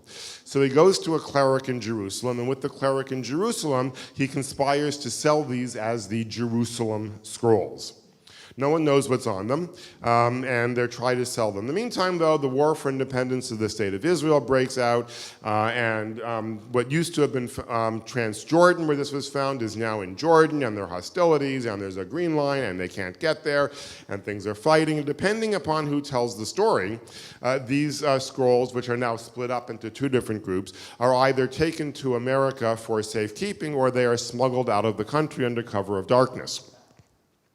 They now try and sell 4 of the scrolls, 3 of them having been bought by somebody else, and they have trouble finding a buyer for the scrolls, perhaps because the legality of scrolls that were found in the desert and were sold under false pretenses as having come from Jerusalem and taken out of the new country of Israel that used to be Transjordan and brought to New York, their legality is not clear. And so they had trouble finding a buyer, though you can still see the advertisement, which you might call an advertisement, in the Wall Street Journal, right next to an offer for a timeshare. It cracks me up. In the meantime, some of the scrolls are still floating around, and there's a graduate student who looks at the scrolls, and this graduate student has in his possession a device, which is essentially a box with a sort of a hole in the front of it, and the back of which is a light-sensitive material called film. And he can use this device to make a photograph. And he does that. And I sort of mock it, but back then, most people could not do this. Back then, most people could not create a photograph. People were not walking around with cell phones everywhere. And even the cameras we talked about, the Instamatic cameras, were not around. It was very difficult to take a photograph. He takes a photograph of one of these scrolls that the Bedouin found in the desert, and he shows the photograph to people, and it looks like it's the entire book of Isaiah. If it is the entire book of Isaiah, and if it is truly ancient, because it looks like it's 2,000 years old. If it's really the book of Isaiah, and if it's really 2,000 years old, then it would be fully 1,000 years older than the Masoretic documents, and it would push back our documentary evidence fully 1,000 years. It would double the length of our documentary evidence. And if it's 2,000 years old, then it's easy to push it all the way back 3,000 years. And it's very clearly the book of Isaiah. The problem is they don't know how old it is. How are they going to figure it out? They can't use carbon dating. Anyone know why? Well, it had been invented, but they couldn't use it because in order to carbon date something, you had to destroy it. You have to burn it, and then you can analyze the carbon. And they were quite reasonably unwilling to destroy something, only to figure out, oops, should have kept that one. What they did instead is they analyzed the handwriting. They looked at the handwriting and they said, from the handwriting, we can figure out how old it is. Now, some people said that's absurd. I would have been one of the naysayers. I'm pretty sure if you look at my handwriting, you'll conclude I was born in the Middle Ages. They looked at the handwriting and they came to the conclusion that the scroll was probably approximately 2,000 years old, that they probably got it right, and it pushed things back 2,000 years. And now the race is on. Now they go and find other scrolls. These eventually became what are known as the Dead Sea Scrolls. This changed scholarship forever. These are the Dead Sea Scrolls. There are a gazillion stories. It started off with the goat, and someday we'll talk about it. We don't have time. There's a goat. There's a partridge involved in the story. Did you know that a partridge is a bird? Everyone knew that except for me, right? Yeah, yes, why is the partridge in the pear tree if it can fly away? That's what confused me. If I was a... He's eating a pear. That's where its nest is? All right. I never knew that a partridge was a bird. I wrote it. I didn't know what that is. I live in New York. We don't have these things. But yes, a partridge is a bird, and there's a partridge in a pear tree. There's also a partridge that a guy was chasing, and he found another cave. There's a conspiracy. There's a cartel. The Vatican got involved. The TRS-80 computer, which some people may remember, was involved in this, is a televangelist from Virginia. I'm not going to go through the whole story, but I can tell you that now, many years later, the scrolls have been conclusively, accurately dated. They use something called AMS, accelerator mass spectrometry, which can analyze something without destroying it. And it turns out the handwriting people got it exactly right. These scrolls are 2,000 to 2,300 years old, and they contain every book of the Bible except for the book of Esther, except for the Megillah. We don't know why. And they confirm almost everything from the Masoretic document. The Masoretes got almost every letter of the Torah right. There's one little typo, a scribal error. And they got almost all of the rest of the Bible right. The Dead Sea Scrolls are amazing confirmation of the Masoretic work. And who can guess or who can figure out how they spelled the word lo in the Dead Sea Scrolls? Lo meaning not, the Hebrew word lo. Lamed Vav Aleph is exactly right. They confirmed even some of the vowels of the Masoretes. The Masoretes were better at their job than anyone ever thought. They were better at recording the sounds of ancient Hebrew. So we now know that the Masoretes gave us almost exactly the right text and a surprisingly close rendition of what Hebrew sounded like. We're able to authenticate things going all the way back 3,000 years. We have only one more piece of the puzzle. For this piece of the puzzle, we jump to the 19th century, to the shtetl, to Eastern Europe, where a man is born about whom they would later say that the love of Hebrew burned within him. He's born in the shtetl. He is a prodigy. By the time he is 5, he has already learned how to read Hebrew. He didn't speak Hebrew, of course. Nobody spoke Hebrew. Hebrew had dropped out of use somewhere around 2,000 years ago. That's why we didn't know anything moving forward. By the time he was 5, he could read the Torah in Hebrew. By the time he was 7, he could read the Talmud in Aramaic. He is a linguistic prodigy.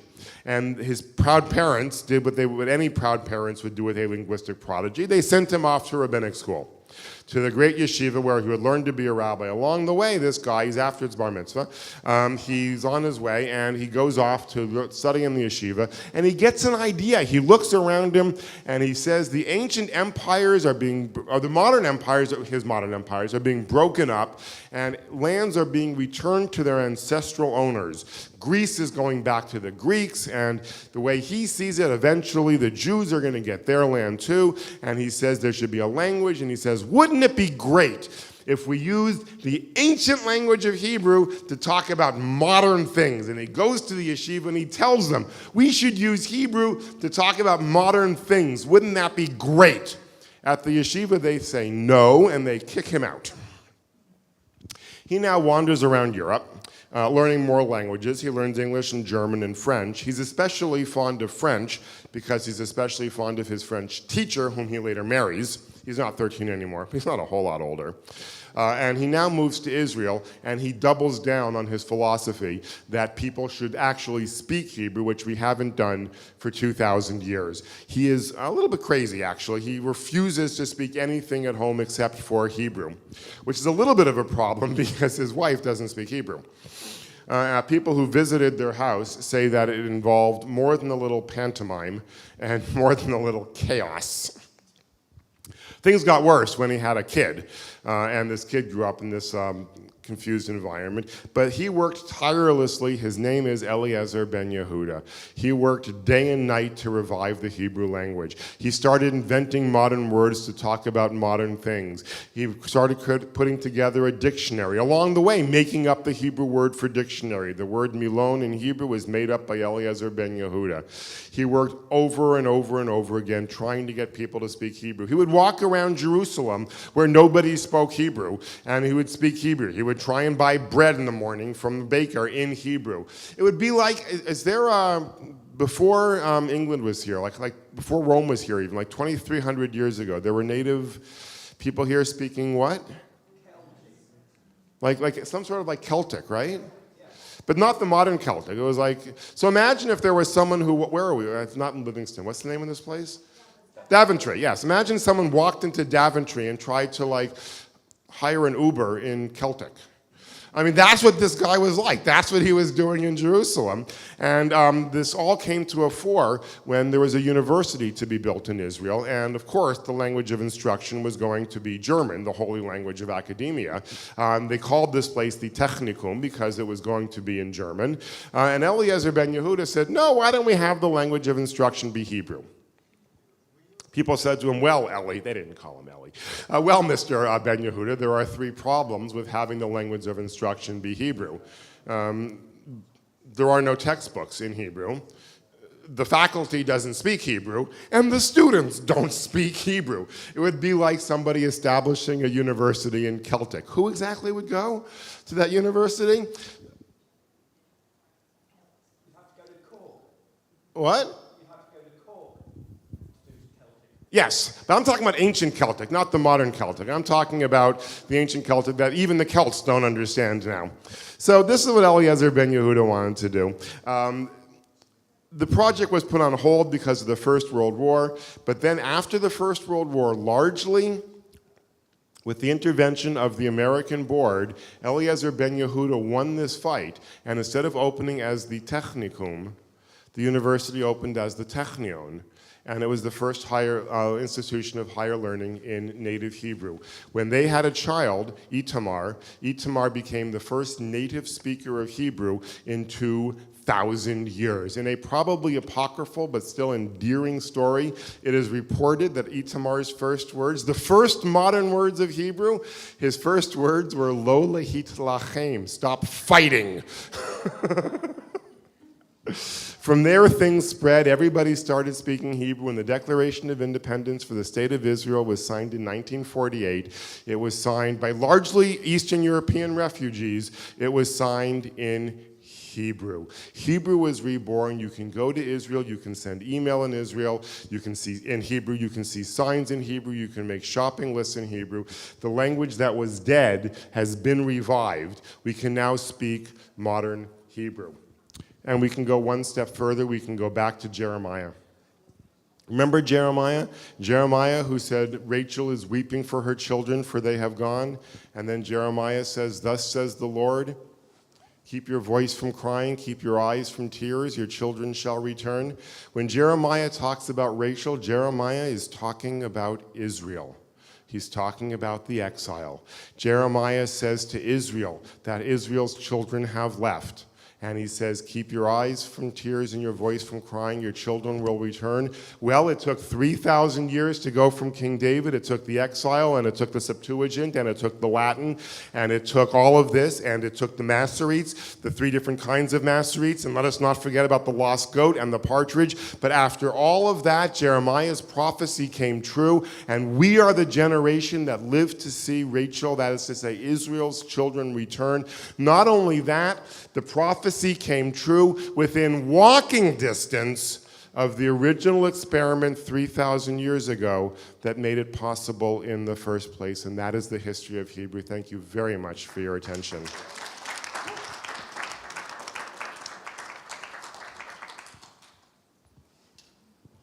We have 1 minute or 2 minutes for questions. Yes? Right. I must say that was absolutely fascinating. I just want to ask two questions in one very quickly. Some years ago in London, I heard Geza Vermes give an absolutely fascinating talk on the Dead Sea Scrolls. What language did the Essenes write or speak in? And where does Aramaic come in all your discussions? Two great questions. One about the Dead Sea Scrolls, which may or may not have been written by the Essenes. Let's assume they were. The Essenes spoke Hebrew. They wrote in Hebrew. They used a different font, but they wrote in Hebrew. And in terms of Aramaic, Aramaic was the lingua franca, the spoken language among the ancient Near East. So, for example, when someone from Jerusalem was doing business with someone elsewhere, they probably did it in Aramaic. I suspect, but I can't prove, that Aramaic was a slang form of Hebrew. I don't know that for sure, and we don't have time to go into the reasons, but I have reason to believe that Aramaic was a slang form of Hebrew. It was not considered a wholly different language. Sort of like Street English and the Queen's English, or even more we have a photographer in the room. Yes, that's a great question. Thank you very much. Aramaic. People say Aramaic was before Hebrew, but I have found no evidence of it. And I've seen no evidence cited. They say Aramaic came into existence about 1200 BCE as opposed to 1000 BCE, but I have not seen any evidence of it. It looks like Aramaic was just the slang. It was the spoken form, the informal form of Hebrew. Eventually, people only spoke Aramaic. By the time we get to the Talmud, 400s, 500s, people only spoke Aramaic. The Talmud was written in Aramaic. Jesus probably spoke Aramaic. The denizens of Jerusalem 2,000 years ago spoke Aramaic. The Dead Sea Scroll people probably also spoke Aramaic in addition to Hebrew. Great questions. Yes? Okay, I think this is the very last one. I'll give you the mic. Thank you. You said that we don't know how the ancients sounded, but do you believe that someone from King David's time could have a conversation with someone today in modern Israel? What a great question, Denon. Could someone from King David's time have a conversation with someone in modern Israel? Not a spoken conversation, but a written conversation. You'd have to be careful. There are a lot of words that King David wouldn't understand, like telephone and things like that. And the grammar is considerably different, but there's still a lot of intelligibility. In terms of the distance between the two languages, I would say the distance between King David's Hebrew and what am I going to do? Benjamin Netanyahu's Hebrew is roughly the same as the distance between modern English and Shakespearean English. We have sadly run out of time. We have to vacate the room. We're using it for another keynote. Thank you once again very much for your attention. It's been a treat speaking with you.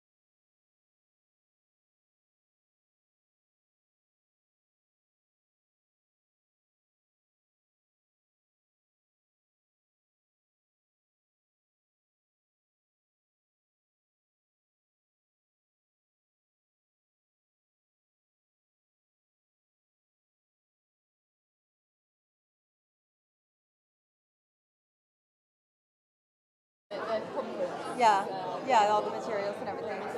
It's great. And his dad passed away on April Fool's Day. Wow. Which was very caring. Hopefully his dad had a good sense of humor. Yeah. Oh, then he would have appreciated Ready it. to go?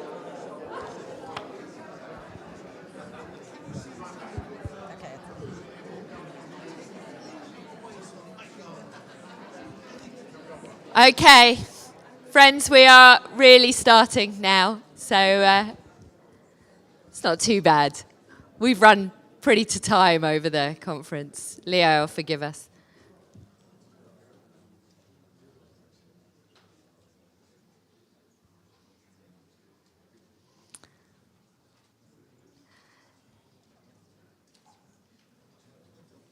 So I'm really delighted that we have with us this weekend and on this stage this morning, Rebecca Soffer. Hopefully you've looked in the programme and read your bio, and I'm not going to give it again because I think that they're going to get to know you a little bit over the next hour or so. But Rebecca is the author of Modern Loss, an interactive guide to moving through grief and building your resilience. And I think after this session, you're going to want to get this book. I know some of you already have it and have been talking about it, but it will be with Janet in the reception. Janet will be packing up after lunch, but up until then, you've got a chance to get the book, and I think you're even going to be signing some for us. So thank you. Welcome. Thank you. It's a little bit odd in the middle of a conference where we're talking about liberal Judaism matters and lots of excitement in the room and energy, and suddenly we come to this point in the conference and we are introducing a new speaker and we're talking about loss. But before we kind of get into why I think it's so relevant that you're here, maybe tell us a little bit about Modern Loss, about the work that you do, who you are, in words that the bio can't tell us. Sure. Well, first of all, thank you so much, Charlie. Thank you so much to everybody here at the conference, everybody who's been so warm and welcoming, all the attendees who I met last night. It's been on my radar and on my highlight list in my calendar for many, many months now. So it's one of those things you can't actually believe is finally happening. I'm thrilled to actually have gotten here geographically. And I'm awake, which is also great with jet lag. So thank you so much. I'm delighted. And yes, why invite another American into this British coven here, and a really loud New Yorker at that, to talk to you about grief on the second day of your conference. It seems like out of left field, right? So I'll tell you a little bit about why I talk about this stuff in the first place. I'm shocking. I'm American. I grew up in Philadelphia, but I'm a New Yorker. Really? Amazing. There's one Philly person. Amazing. I'm a New Yorker. I lived there for 20 years in Manhattan.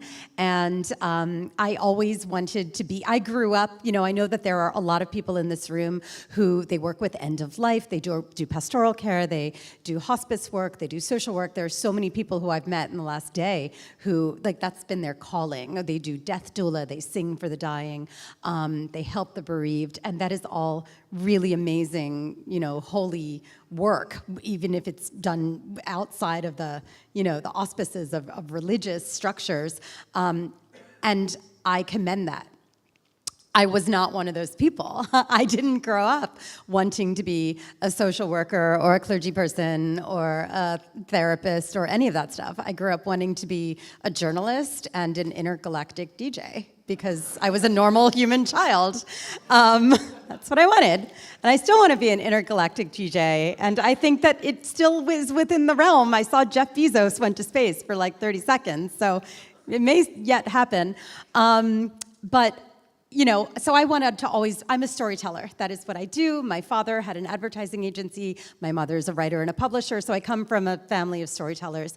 And I always wanted to tell stories that I felt were important, but in my own voice, right? And so with that, what did I do? I went to Columbia Journalism School for my master's degree, and upon graduating, promptly decided that instead of working for a newspaper or for, Live at 5 news broadcast, where it felt very sensationalized, just like it does, let's be honest, in the news here, I took a left turn and I started a job working for a comedian named Stephen Colbert. So is anyone familiar with him? Okay, he's literally, just rest assured, he is a mensch. He is the best. He's an awesome guy. I was a producer for his show called The Colbert Report.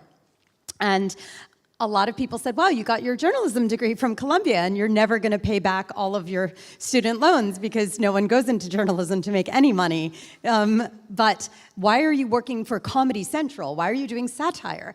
And I said, well, because I feel like this is more journalistic than anything that is in straight journalism right now, or 98% of what's like strict journalism, because in satire, you get through really important messages and you have to know what you're talking about because you can't make fun of anything. You will have no credibility if you're ridiculing something and you're wrong about it. You need to be journalistic about it, and then you also have to have a really good sense of humor and be a little weird. And luckily, I had both of those, I don't know if they're talents or skill sets or fallacies or deficiencies, but that's who I am. And so I started working for him because I felt like when you're in satire, you're able to get across messages that can be very overwhelming, very kind of hard to engage with, maybe like a little scary to talk about everything from dictatorship to, what is Bitcoin? How does that work? Like, what is that sense?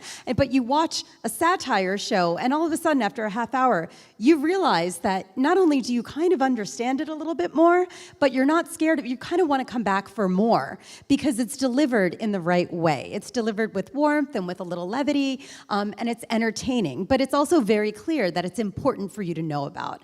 So this is germane because while I was working for Stephen, we were nominated for an Emmy Award, and I got to go to LA. I got to go to the Emmys. It was all very exciting. I had just turned 30.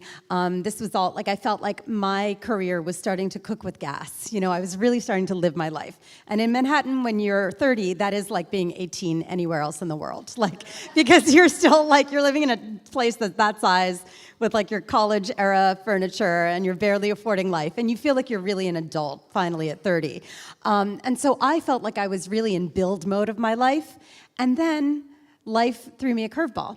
So I went to the Emmys, and then I went camping with my parents in upstate New York. It's a place called the Adirondacks, and it is where we went as a family every single year my entire life, camping on this beautiful island, no electricity, no running water. It sounds like hell to probably most of you. To me, it's like heaven on earth. And my father, his name is Ray, he started going there many decades beforehand. So it was really our ritual as a family. Every summer I knew I would have that time with my parents to connect. And everything else in the world and life changed and evolved and shifted, but that place stayed the same.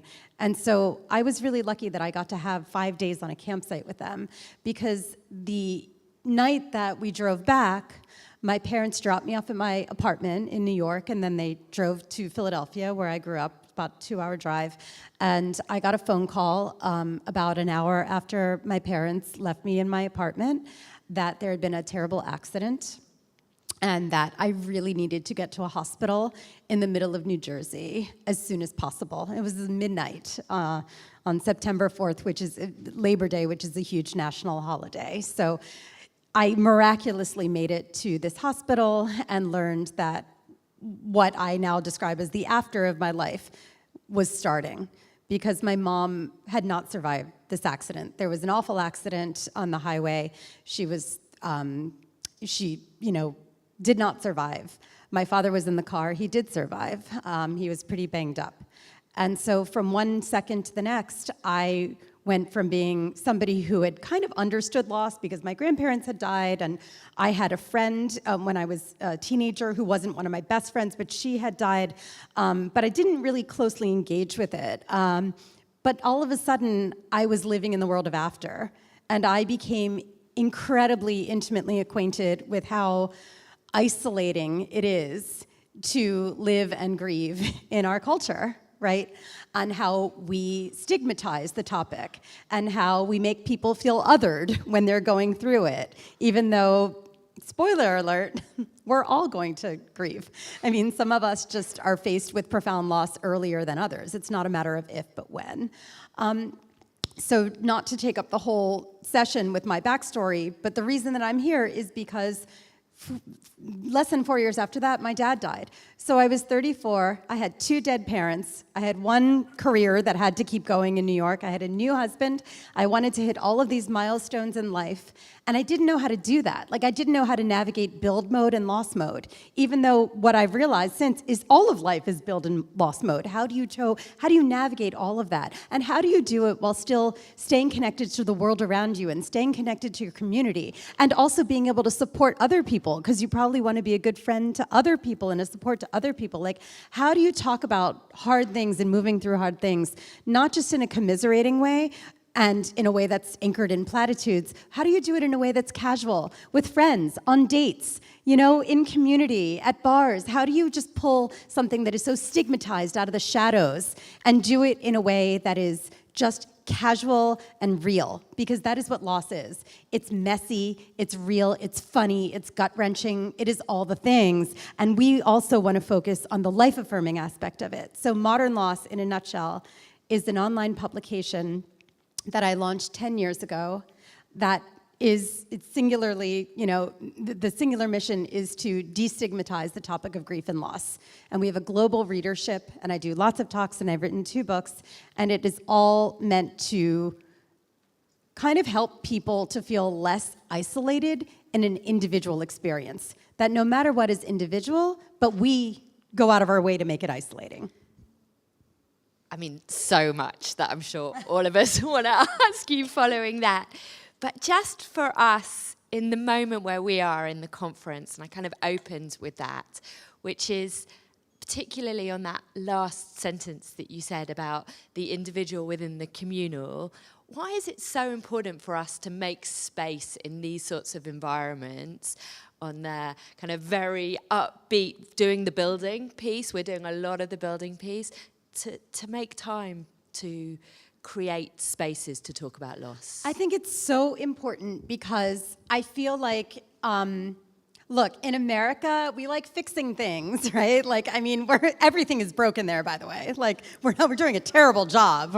Instead, we're like dismantling any structure that makes sense. But we have this can-do attitude, like, oh, when people are faced, they get a cancer diagnosis, you'll fight this, like, you're gonna win. Or like, if somebody dies, they said they lost their battle. It's all about like winning and losing, and are we doing it right, are we not doing it right? We talk about things in terms of grief, like 5 stages of grieving, and if you can check them off, then you're doing them right. And the dirty secret is that actually wasn't written for the bereaved. It was written for people who are dying. That is what the 5 stages of grief were meant for. But we like bite-sized things that seem to teach us what we are supposed to do when hard things happen that don't make sense and don't have a roadmap. The problem is that grief doesn't have a roadmap. It's all over the place. It affects your identity, how you parent, the choices you make, maybe how you choose to live. It affects so many different things. And so I have found, and through, we have thousands and thousands, we reach 1 million people every month through our social media platforms.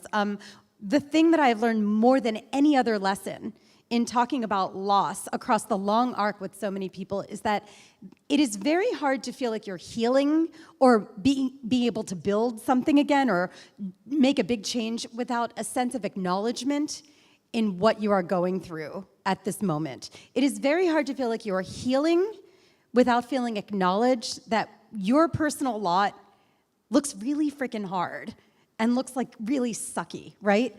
And I feel like we don't do a good enough job of creating spaces to examine our own losses, even if they're not from death loss. We have so many losses that we are all dealing with. If we don't make the space to examine those just on our own, but especially in community, then it's really hard for us to be empathic toward each other. I think we're harder on each other. I think we forget that everybody is going through something. You have no idea what someone else is, the person who's like throwing a fit because the oat milk ran out at the Starbucks, you never know. Like, they might have just had a miscarriage. You have no, or they could just be a jerk, But like, it could be both. A lot of jerks have miscarriages too, So it's true. But so, I think that it's just so important to intentionally create space to explore these topics that can sound really scary and really overwhelming, and you want to push them away. But we all know that the more you try and push this away, the more it digs its talons into you. It will not let go. So if you want to heal and reconnect with your world and your life and figure out who you are right now, you have to examine the hard stuff. Okay. It's a great idea, but how do we do it? How do you create those spaces to take on those tough topics, or do it in a way that doesn't scare us, doesn't make sure that everybody's not running out of the room right now and going, yeah. So, well, hopefully I won't send you running for the hills. I don't see a lot of hills. There's some like gentle hills out there, but hopefully you won't run for them. I think that, obviously like grief, I do it in a way that I feel personally works for me. As I said, I'm not a rabbi. I'm not a psychologist. I'm just like a person in the world who had a hand dealt to them and realized how lonely it felt, how it felt so weird to go on a date with someone and like try and figure out what you're supposed to say when they ask you where your parents live. And, so where are your parents? And I got very good at saying like, just this like middle tense of like, they're in Philadelphia. Like, I didn't say they're buried in Philadelphia. I mean, because it just took me so long to figure out, how do I dip my toe in the water of opening up without shame? Because the thing that I did most to myself was feel like something was wrong with me because something happened to me that I didn't even choose. And I'm a joyful person. I mean, I love laughing. I love life. I love absorbing new experiences. I love people. But this stuff is hard. When you go through a profound loss, it seeps out of you. You need to be invited to engage with it and not just, say in synagogue or at your once-a-week therapist, office. So what I try and do is provide fora for people to engage with it, say online, in online groups, I do live events in New York. I do comedy nights, stand-up nights that are grief comedy. Yeah, it sounds so weird, but it's awesome. I provide a lot of counterintuitive ways for people to engage with this topic because, as I said, working for Stephen really taught me that the best way to educate people about something that sounds really scary is to prove to them that it's not. That, like, the worst has already happened, right? Like, your person died, you lost your job, right? Your house burned down. Now you have to figure out, what meaning are you gonna tease from the rubble, right? How are you gonna create meaning from this? Not like forget it and pretend everything is fine, but how do you fold your losses into your life? And how do you do it while being able to talk to other people about it and ask them to share theirs? So, this is a perfect example of like, how do you create experiences? Well, here we are, In your book, you talk about the 10 people from hell, right? And I'm really struck by what you just said about creating lots of forum for people to talk. But how do you move away from those people and that sense of competitive grief? Yeah. So what she's talking about is there's a section in my book. So the book, which I wrote in the darkest depths of the pandemic, and I'm from New York. I mean, it was intense in New York City during COVID. I wrote this book alone in a room over the course of like the election, if you remember when Trump lost, of January 6th. Like, it was an intense time to be writing a book on grief. And so there's this section called The 10 People You Meet in Hell. And it's really meant to, if I say so myself, it's kind of humorous, but it's anchored in truth, right? When we are grieving, when we are really having a hard time, there are types of people or statements that are made to us that 10 out of 10 times, I don't believe ever really help, right? And so I talk about those. I mean, they're the platitudes, right? They're in a better places. You can always have another baby. At least you have another healthy child. At least your mom met your husband. I mean, all these things, the at leasts, the you can always, the assurances. It takes a year, It doesn't. It takes forever, And so we promote these ideas, or the toxic positivity police, right? Which a lot of people they feel so uncomfortable around, uncomfortable topics that they just want to insist, like, look on the bright side. There's so many things to be grateful for. I mean, yes, I'm highly aware that there are things in my life to be grateful for. Not everything is on fire. But the more you insist that I should focus on that, the less you're more invisible you're making me feel here in what I'm really going through, and the more resentful I am becoming towards you. And by extension, it doesn't make me I'm not nurturing myself to the point where I can be there for other people, So I think that a lot of this is about really absorbing the reality that the onus is, in the end, on the person going through the hard time to figure out what they need and how do they get it? And that's not a nice thing to hear, right? It's not fair.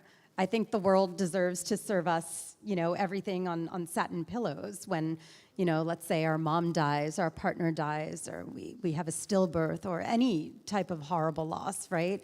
But that's just not the way it works. I mean, everyone still has their own problems, their own realities, their own overwhelm. And so we need to figure out, is one of our friends saying something that is just hitting the wrong way every single time to the point where we just want to slug them? We need to get to the point where we say, listen, I know that you care about me. This is not helping. Do you know what would help? This. We need to figure out, how do we stand up for ourselves at work? How do we draw boundaries between us and others who aren't making us feel too good? It is just the tough love reality of loss, and I'm trying to convince people that, the word empower yourself, or that term, is a silly term. We all have agency. We just need to be reminded that we can use it even in our darkest moments. And that's the handbook, right? Effectively, in a nutshell. Tell us a little bit, for those of you who haven't yet read it. So the handbook is, honestly, it's what I really wish that someone would have given me after my parents died, because I was like, where's the book? Where's the road? Tell me what to do, because I don't know what the heck is going on. I felt, after my mom died, and my mom was my person, I have so many people in the world who I love so much, and my mom was my person. There was no one who compared to her. She saw straight through me, in the best ways and in the most real ways, and to lose her, let's put it this way, to describe how great she was, there were 3 ex-boyfriends of mine at her funeral, and they were not there for me. They loved her. So she was the glue of society. She held everyone together. She held my family together. She had Pesach. She had Rosh Hashanah. Without her, the nucleus of my life was just gone, and I felt very untethered from where I came from. I didn't understand what I was standing on anymore. And I didn't understand because there was no guidebook, and because I was living in a time where people were saying it takes a year, oh, it's okay, you had 30 great years with her, and I was like, why is that not making me feel better? I was hoping to have 30 more, she was very healthy. She died in an accident. And so I realized that what I was really missing was for somebody to help me figure out ways to stay connected to her memory, which is so important, right? I think that we are encouraged to maybe kind of push stuff away, it's been a year, it's time to move on. It's time to start dating again. It's time. When is it time? Only you can decide when it's time, right? But you do need to figure out how to stay connected in a way that feels very real to you, to the memory of your person, of your pet, of the hard thing that you are grieving, right? Through ritual, and we'll talk about that later, through memory, and I will even argue through asking yourself questions that might not always be the nicest questions that you want to consider, like asking questions about unresolved things with that person, because we are all fallible humans, right? And no relationship ends with one person dying and everything being said perfectly between the two. That's just like not the way that it works. We're all human. There is no such thing as closure. And so we are alone, are left to contend with what was left unsaid, unhealed, unresolved. So I ask a lot of questions in here that are uncomfortable, but that might bring up things that you want to take to a therapist because, this stuff, the trauma, it will stay in you until you acknowledge it, and it will get louder and louder and louder. I also write the whole section about how do you stay connected to the world around you, right? You still have to be a person in the world. You still probably want to contribute to this vibrant community that you're a part of, right? How do you stay connected to your workplace? How do you have a career? I was 30. I still had to pay my rent. I had to get promoted at work. I couldn't afford to get fired. I still had to date. It was a lot. How do you do all of that? How do you stay connected to the world when you feel like your world doesn't make sense anymore? And finally, how do you stay connected to yourself, right? How do you treat your body kindly? How do you deal with things like anxiety, sleep? How do you channel your hard things into kind of creative and artistic projects that might become very powerful tools in your toolbox of building resilience? Because it's all meant for not just this year of grieving, it's meant for evermore. I was my own guinea pig. I did the exercises in my book after I wrote it, and my mom had died 15 years beforehand. They were still germane. And you wrote it in the middle of a pandemic. Yep. So you wrote it in the midst of loss, in quite an isolating time. That must have been added to, or at least made it more difficult, or... Yeah, I think in some ways it made it harder because I saw no human people for a year. And if you can't tell, I'm a real extrovert. I mean, I'm one of those weird people who I'm a writer, but then I can't just write. I'll go insane. I need my people, and I love giving talks and I love meeting communities and helping build communities. And that's why I went into TV and became a producer as opposed to just writing bylines, because that's, to me, too lonely.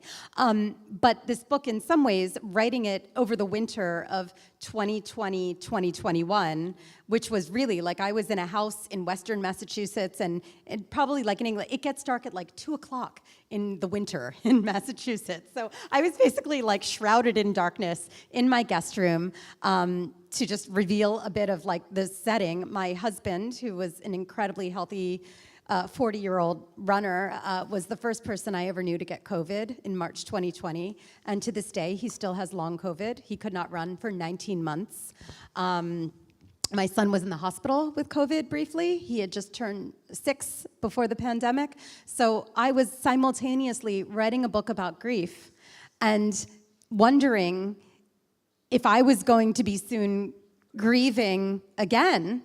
And so in some ways, that made it even more excruciating. In other ways, it was so freeing, because I won't use any bad words on the stage, but I gave 0 Fs. I had 0 Fs left to give, because I was there was no vaccine, Trump was still president, sorry, but I don't like him, I'll just say that.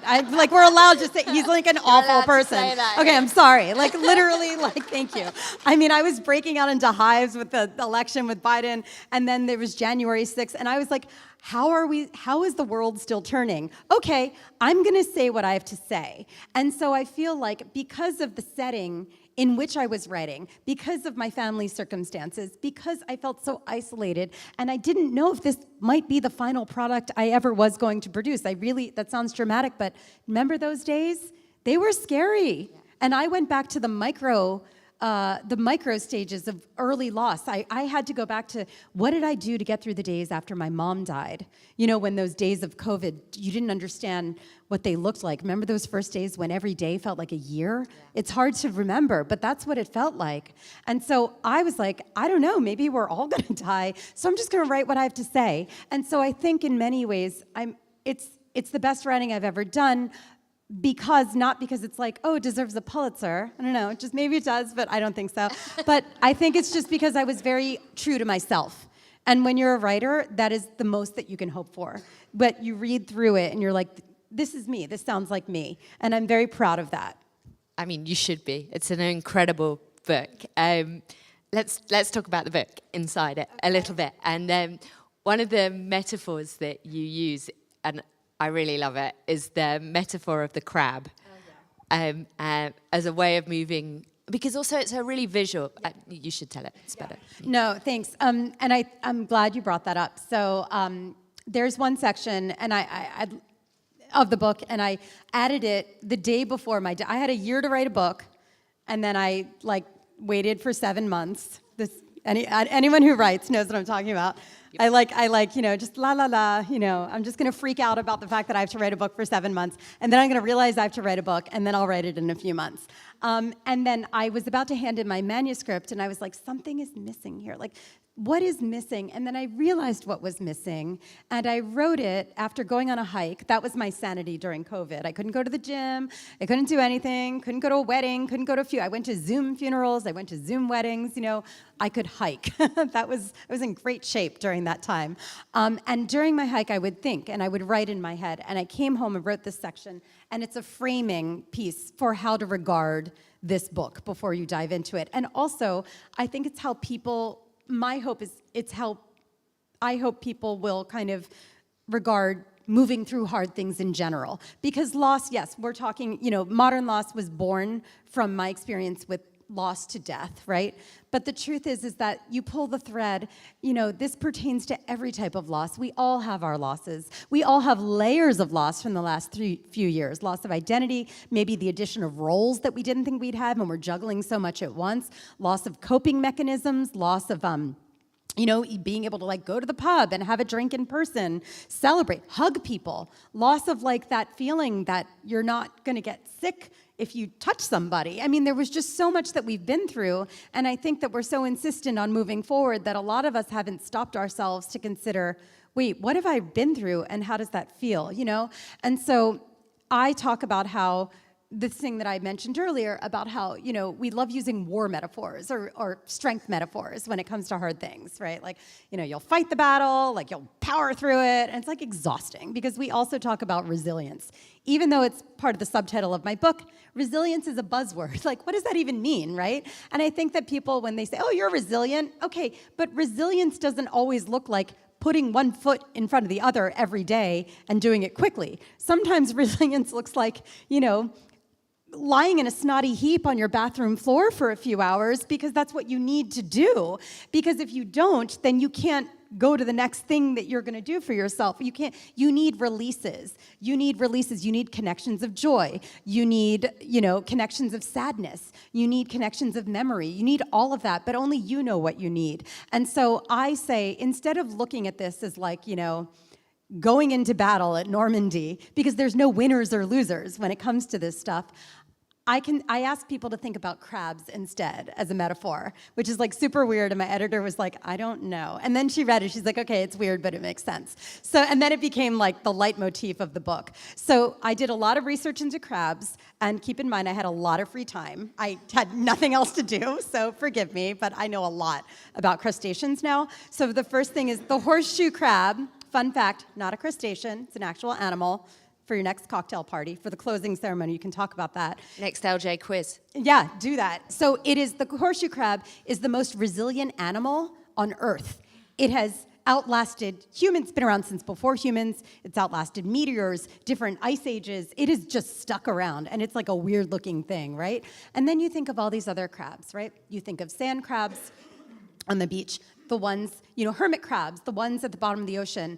And what do they have in common? Well, first, they're all crabs. These are actual crustaceans, but also they are just the wonkiest looking creatures ever. They're so freaking creepy looking. They look weird. They're inelegant, but they have this one job, which is to hang on to the bottom of the ocean, right? Hang on to whatever it is, the bottom, in the midst of all of the swirling tides and the bottom feeders that are trying to get them. Just hang on and do whatever it takes to hang on, right? And do it while looking wonky, while pivoting on the sand. Crabs are able to move forwards, backwards, they can move sideways.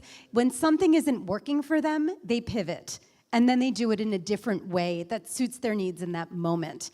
And they don't care, again, that they look weird and creepy while they're doing it. They just get it done. And that, for me, is what moving through a really hard thing looks like. It doesn't look like, freaking, I don't know, who's like a British, like really hot, like military hero. I don't know. I literally can't. James Bond. Oh, James, right. They Not don't military, but, if only I looked like a Bond girl after my mom died. I absolutely did not. Like in Fleabag, who's seen Fleabag? I think best grief show ever written in the UK. She talks about how she looked shockingly good at her mom's funeral, and she was like, didn't expect that. I mean, I did not look good. I looked awful, and I felt like a crap. I felt like that is what rings more true to me, which is I'm just doing my best here. And some days it's going to be putting deodorant on. And other days it's going to be standing up for myself at work and saying, I actually need to maybe, leave early 2 days a week to go to therapy or to do this thing. It's just, you're going to look wonky while you're moving through this stuff because there's no one size fits all. But you got to do it. There's no choice. So much. You're thinking about crabs now, aren't you? I'm thinking about crabs, but I'm also thinking about the ritual. So the crab is getting through. Yeah. The ritual is the bit that sort of takes you from one place to another, possibly. And I'm thinking about things like when you talk about breaking shit and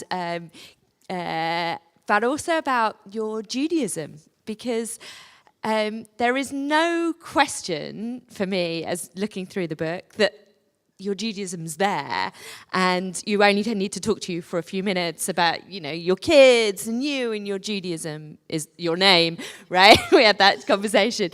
Your Judaism is there. And I think before getting on to talking about some of those specific rituals, it would be great for us to know a little bit about whether Judaism came into your grief and into your thinking about grief, and maybe also whether it was helpful or, we were talking about, when people have, say, I wish you long life, right. About also when it can be not helpful. Right. All good questions. Thank you. I think that, yes, I am very Jewish. I self-identify as extremely religious or adherent, but I am a New York Jewess from the Upper West Side. So I think that puts me, my kids went to Jewish preschool. I am now living inexplicably in Austin, Texas, don't ask. But I go to the JCC every day. I just did a talk for them for free a couple of weeks ago. I'm very Jewishly oriented and informed. I grew up conservative, and my parents switched over to the Reform movement. My kids go to URJ, a Reform camp in the Berkshires in Massachusetts every summer called Eisner. And for me, it is a very grounding part of who I am. It makes me feel like my feet are on something solid in a world that feels increasingly more tenuous. And I really value my Judaism and my Jewish community. And what was so moving to me as a small tangent is last night when I was outside with all of you and just watching the prayers and listening to these tunes that just, it's like, and I'm in the middle, I literally, if you showed me a map, I would get it wrong where I am right now, also because I traveled for so long. It was planes, trains, and automobiles to get here. And Jeff. And Jeff, and Andrew, thank you, Andrew. But I could have been anywhere, and yet I heard these songs, and I saw this joy, and I was like, I'm home, right? Even though I don't even know where I am. My husband's like, where are you again? I'm like, I'm in England. So it just was so grounding, and I'm so grateful for it. And so I do hang on to my Judaism. That said, when my mom died, I was pissed, right? And I feel like I had a right to be. She died in a terrible way. I had just seen her an hour beforehand. Thank goodness the last thing I said to her was, I love you. I don't think we all get that in sudden deaths. I just got really lucky there. And I was pissed. She died on the New Jersey Turnpike, which, if anyone knows it, is like one of the most insulting places to lose your life. And it wasn't even like a cool exit. It wasn't even like where Bruce Springsteen lives. It was like Cranberry, New Jersey. Like, it's like where outlet malls are. It was awful. There was nothing sexy about it. And I was so angry. And I remember I didn't want to have the funeral right afterward. And everyone was saying, in Philadelphia, there's like a Jewish funeral home. It's my maiden name is Rosenberg, and it's called Rosenberg, Raphael, and Sachs. And everyone goes there, Northeast Philadelphia. And they're like, okay, we need the thing, okay, we'll do it like tomorrow. And I was like, no, hold the phone. I can't even feel my body right now. Like, my dad is still in bandages. I don't think I can do this. And a lot of my family, my cousins are in California, and they were trying to come in. I'm an only child, and I was just reeling. And so they're like, well, this is tradition. And I said, I don't care.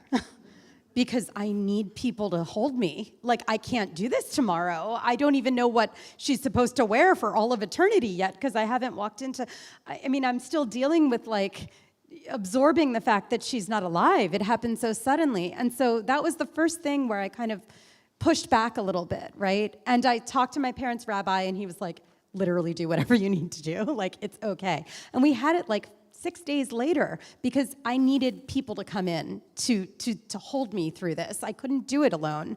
I wanted to give her eulogy. I didn't think I could do that without people to crumble up into their arms afterwards. And then I remember being so angry afterwards at the Shiva, which a thing that Judaism really got right. I think it's like the rightest ritual ever created, right?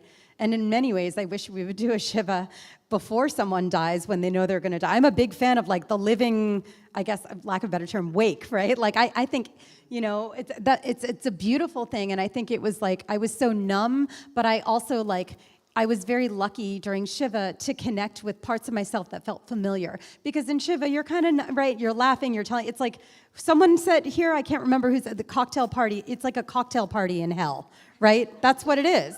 Because you're in hell, but people are like eating their bagels and schmear, and they're talking and their memories, right? What I did not know about Shiva is that you're not supposed to talk to the mourner unless they speak first. I did not know that rule. And no one knows that rule, apparently, because at my Shiva, everyone was talking, like, no one would shut up. They were so loud. They were like me, times 1,000, plus the ex-boyfriends. And so I learned that from my parents' rabbi at Mainline Reform Synagogue outside Philadelphia. And he said, yeah, theoretically, you're supposed to be the person. And I was like thinking about it, and I was like, that would be so great, because if that were the case, and we really respected that, then people would stop and see how the mourner is doing and really read their body language and feel their energy. Like, maybe they don't want to talk about, like, what do you need in this moment? Wait until they say what they need, what they're feeling, and then meet them at their level. And I loved that idea, but I just don't think a lot of people know about it. I certainly didn't.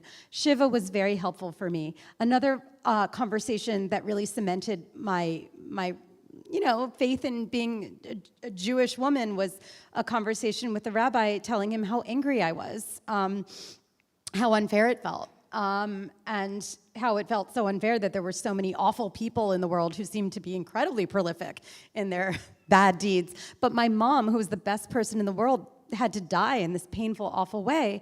And I said, you can have my Jew card. I'm out. Like, I don't believe in God. I'm like, I'm out, you know? And he said, first, I'm giving this back to you. He's like, also, that's not a thing. Like, it's like, he pantomime. He's like, there's no Jew card. But he's like, but that's okay. You can not believe, you can be angry, you can question, you can push back, you can be out for a year. You're still here. You're still part of this. Like, you're still one of us. You're still in this community, like in this people. And that for me was very helpful, because I felt like it gave me permission to kind of like, the Amish, they have this year, it's called, who knows? Yeah, you know everything about Pennsylvania? Who are you? You're like some genius? What are you, like, were you in the office too? It's amazing. Rumspringa. The Amish have this year of freedom called Rumspringa, where they send the kids out into the world to make sure that they like really want to come back and live the Amish lifestyle. And I felt like I kind of had my Rumspringa from Judaism, because even though I still went to Kaddish, because for me that was very grounding, even though I didn't really know what the words meant in Hebrew, it was a ritual and it was very grounding to me. But I felt like I had permission from this rabbi to go do my Rumspringa. I knew that I could go be angry, go question, do nothing, but still I would be welcomed back. And for me, that was so powerful. I was like, okay, I'm Jewish, like I'll stay. I mean, it wasn't like I was looking into like Episcopalianism or anything. There weren't any other options on the table for me. But one thing I will say, two last things that really I struggled with in Judaism were on Yom Kippur. Yizkor was very helpful because it was helpful to have a structure. I was so badly looking for an invitation to have a structure to like really not be okay and feel like other people were with me in memory and not being okay and remembering. But the Unetana Tokev, that part where it said who shall live and who shall die, for me, and I understand many clergy people have told me in the years, like, you're not supposed to literally take this literally. But when your mom dies in a car accident, and I'm sure everyone gets it here, think about your saddest, awful, like the hardest losses you've had in your life. What if you were examining them against the lens of like someone deciding that that person should have died? That was a real struggle for me for the first several years after my mom's death. And then the last thing that was really a struggle was the unveiling, because I felt I was given a message that the unveiling marks the end of the really hard period. And I just wonder if anybody who has had loss here has found that maybe the second year is even harder than the first, right?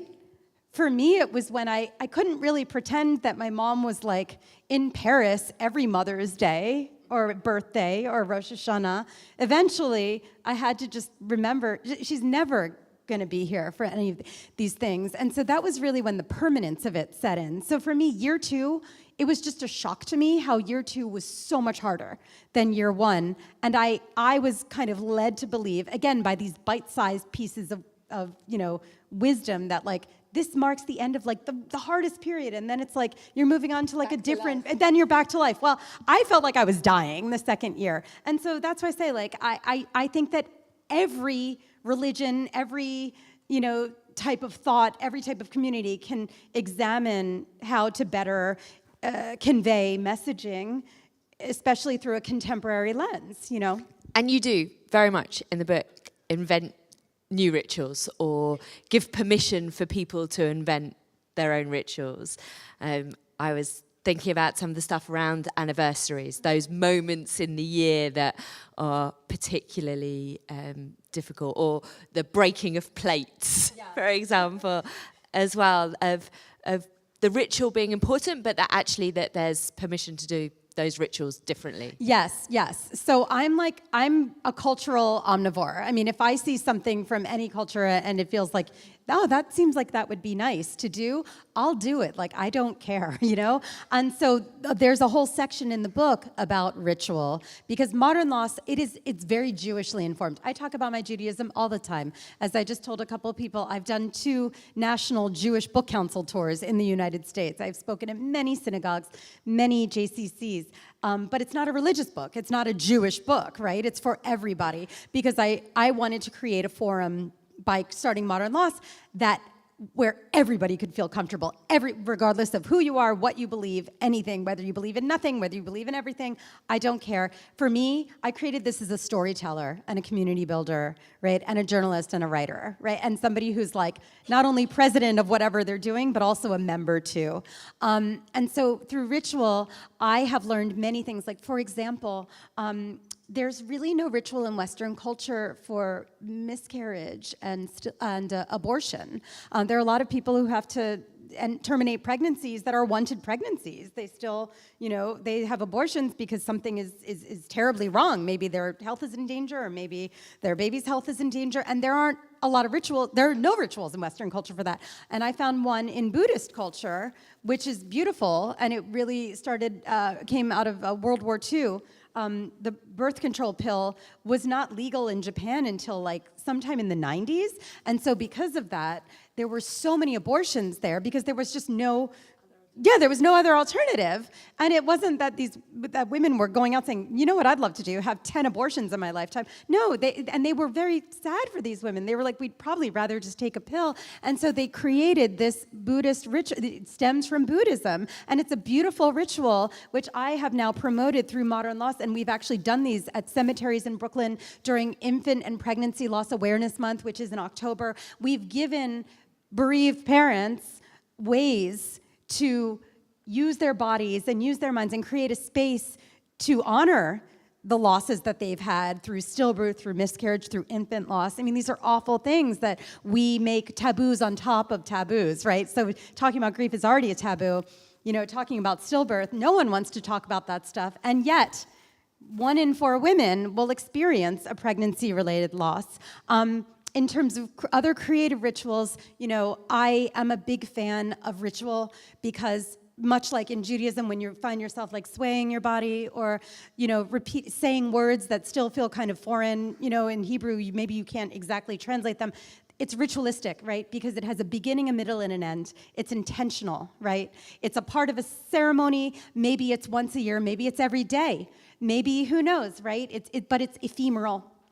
And it ends. And the most important part also is that your body is involved in it. That is a very important part of ritual that I've learned. And so I offer many ideas for like, how do you create a ritual that honors your losses, connects you with your person, your memories, in ways that are maybe outside of like the rote and the what is expected of you to do? Because maybe you want to do something that has something to do with what the person believed in, or activities you did together, or something they never got to do, you know?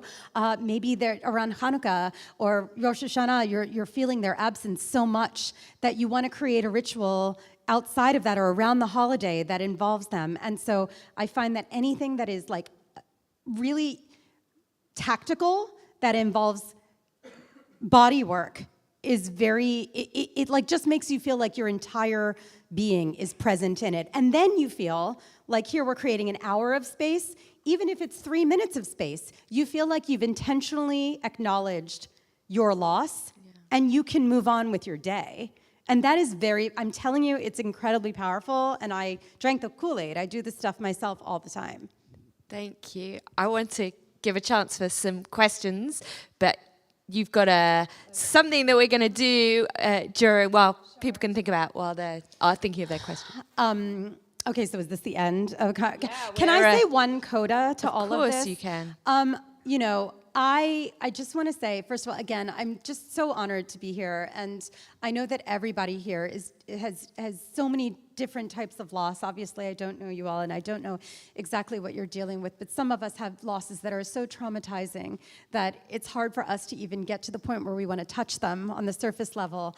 And I just really encourage you to try to, because it is the way you know, I think when you go through something really hard, sometimes you have to make a choice as to whether you're going to stick around. And I'm not saying that everybody gets to a point where they're going to take their lives, but like you feel sometimes like you're losing yourself. And you know what I mean? And who am I now? Am I lost? Am I in there? And you have to make a choice. No, I'm going to be here. But then if you made that choice, you kind of owe it to yourself. You know, people say they would want you to be happy. Okay, awesome. They'd want you to be happy. Guess what? They're not around anymore. God bless them. Let's remember them. We miss them every day deeply. Do it for yourself. You'd want you to be happy. You deserve it. You deserve to figure out how to speak up for yourself, how to form community, how to find your friends, the people to talk to. And many of them probably you don't even know yet. I promise you that they're out there. But it takes effort, but I promise. I mean, I never thought I would get to the point where I could just be like a generally neurotic person again. Like I spent many years just being so existential. Like I was like, are we all gonna die? Like we're all gonna die. Like I would like walk down the street, I'd see a person, I'm like, you're a pre-dead person. Like everything felt very like existential to me in the first years after my parents' death. I never thought that I could freak out over the fact that like I was like almost out of like, you know, like a certain brand of pancake mix for my kids and when they have it at the store. And the first time that I did that, I was like, I'm back. Because I was so grateful in a weird way that I could be my like dumb neurotic self again. I never thought I would. Also to not be yourself, right? Yeah. Like also to be somebody different in because of being shaped by Yeah, loss. and I argue that, like, you know, you are still you, and you find different parts of yourself, like they arise. But anyone who says you're not you anymore, you're still there, I promise you. Just new facets of yourself are going to come out. And when I say resilience, a lot of the times resilience can be, you know, considered in terms of what we've already been through. So if you ever need a reminder, can I get through something hard? Think of like the hardest thing you've already been through and how you're still here. You know, you can do hard things. That doesn't mean that it's without pain, you know, not without pain or hardship or sadness or ugly tears, but you can do these hard things, but you need to stand up for yourself and build a toolbox so that you can take care of yourself in a world that has so many people with their own problems as well. And the last thing I want to say is don't forget about joy, right? I think a lot of people, you know, we're supposed to be somber. We're supposed to say, I wish you a long life.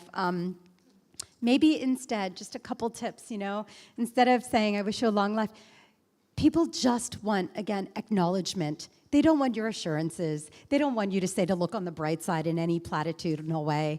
They don't want, you know, they don't want you to tell, you know, they don't want you to tell them a fact that they already know, that maybe biologically they can get pregnant again. Like, they're not idiots. They know this, right? They know that that person would have wanted them to be happy. Just take a minute. Look at what their body looks like. What does it look like, their state they're in right now? What do you think they need, you know? And if you're at a loss for words, what always works is, I wish I had the perfect thing to say. I wish I did.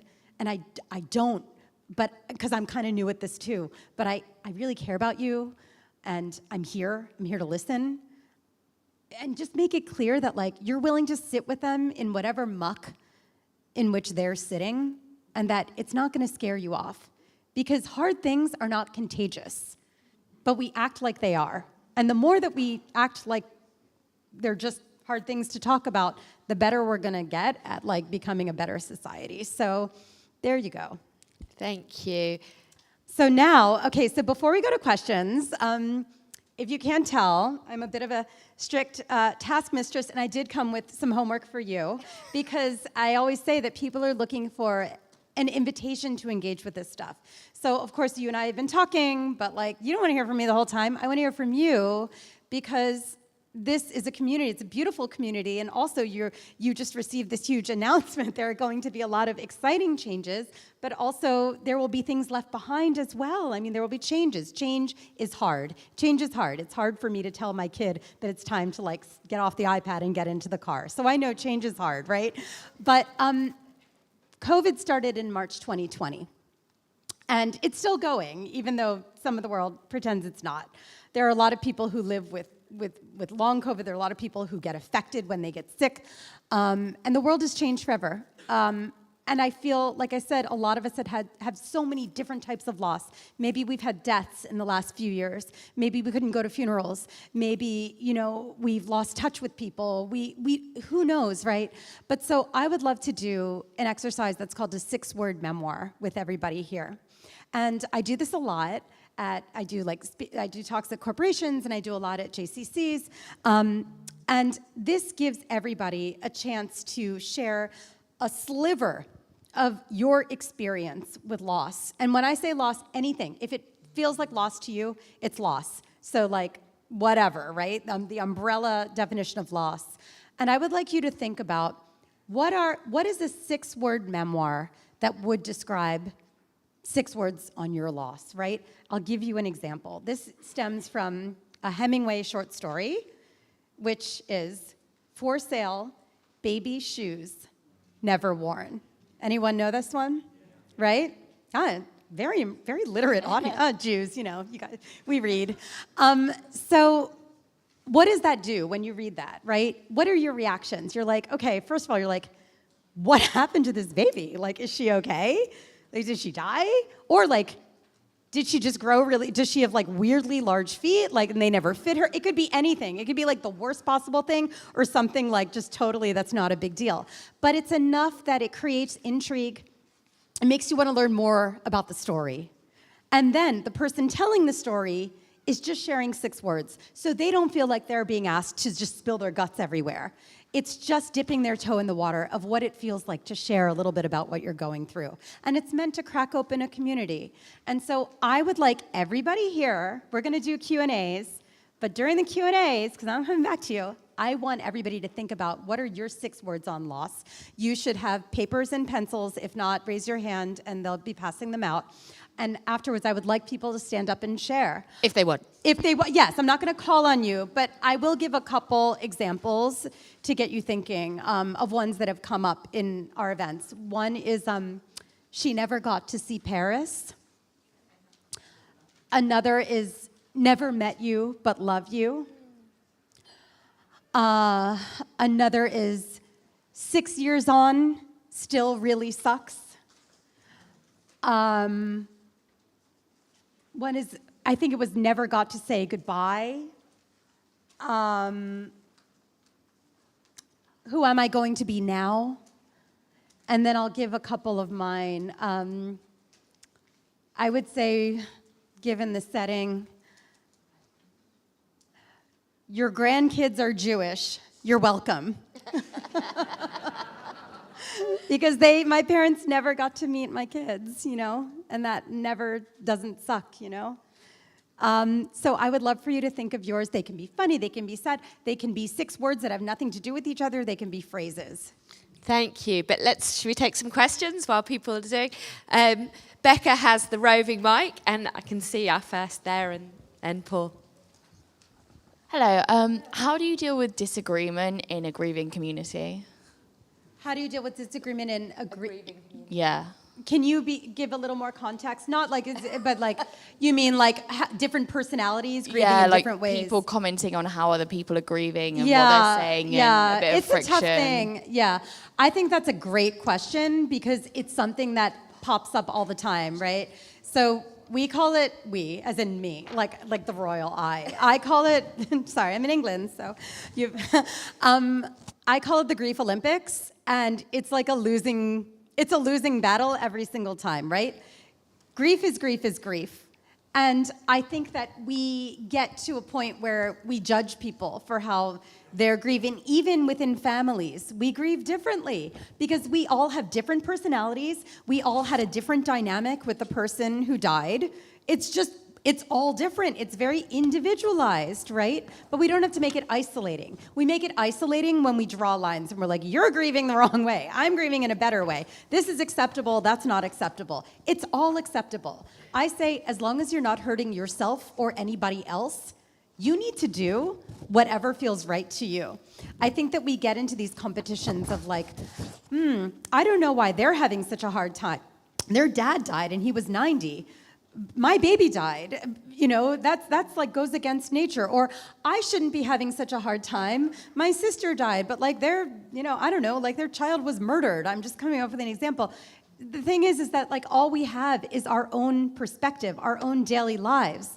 And there's enough room in the world to hold everybody's painful story. Like there's nothing but room in this world. There's room for us to listen to everybody and what they're going through, and then to share our experience. And so when we do get into a judgmental phase, I think it's really hard because no one wins. And I think it's just us trying to make sense of something that doesn't make any sense, which is grief. It's like a monster. It's very much a dynamic thing because we're alive.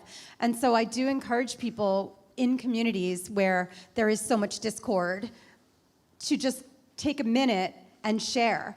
And I really do think that the sharing, like this 6-word memoir, I really do think that giving people the same thing to do and talk about and share how they're feeling differently is very helpful because you're doing it within the structure of the same conversation, exercise, you know, but everyone's gonna have a different answer. And I think if you just encourage people to listen to the other person for a minute, you know, instead of just judge, that can go a long way. I mean, it's really hard. I mean, grief is like, it brings out just our rawness, like our ids, you know, and we're just like we're an exposed nerve and we can be extra sensitized, but I do, you know, so there's no like real fix, there's no vaccine for grief, you know, but there is understanding and we can do a much better job of realizing that everybody is in pain, even if they're not expressing it in ways that seem that we would express it.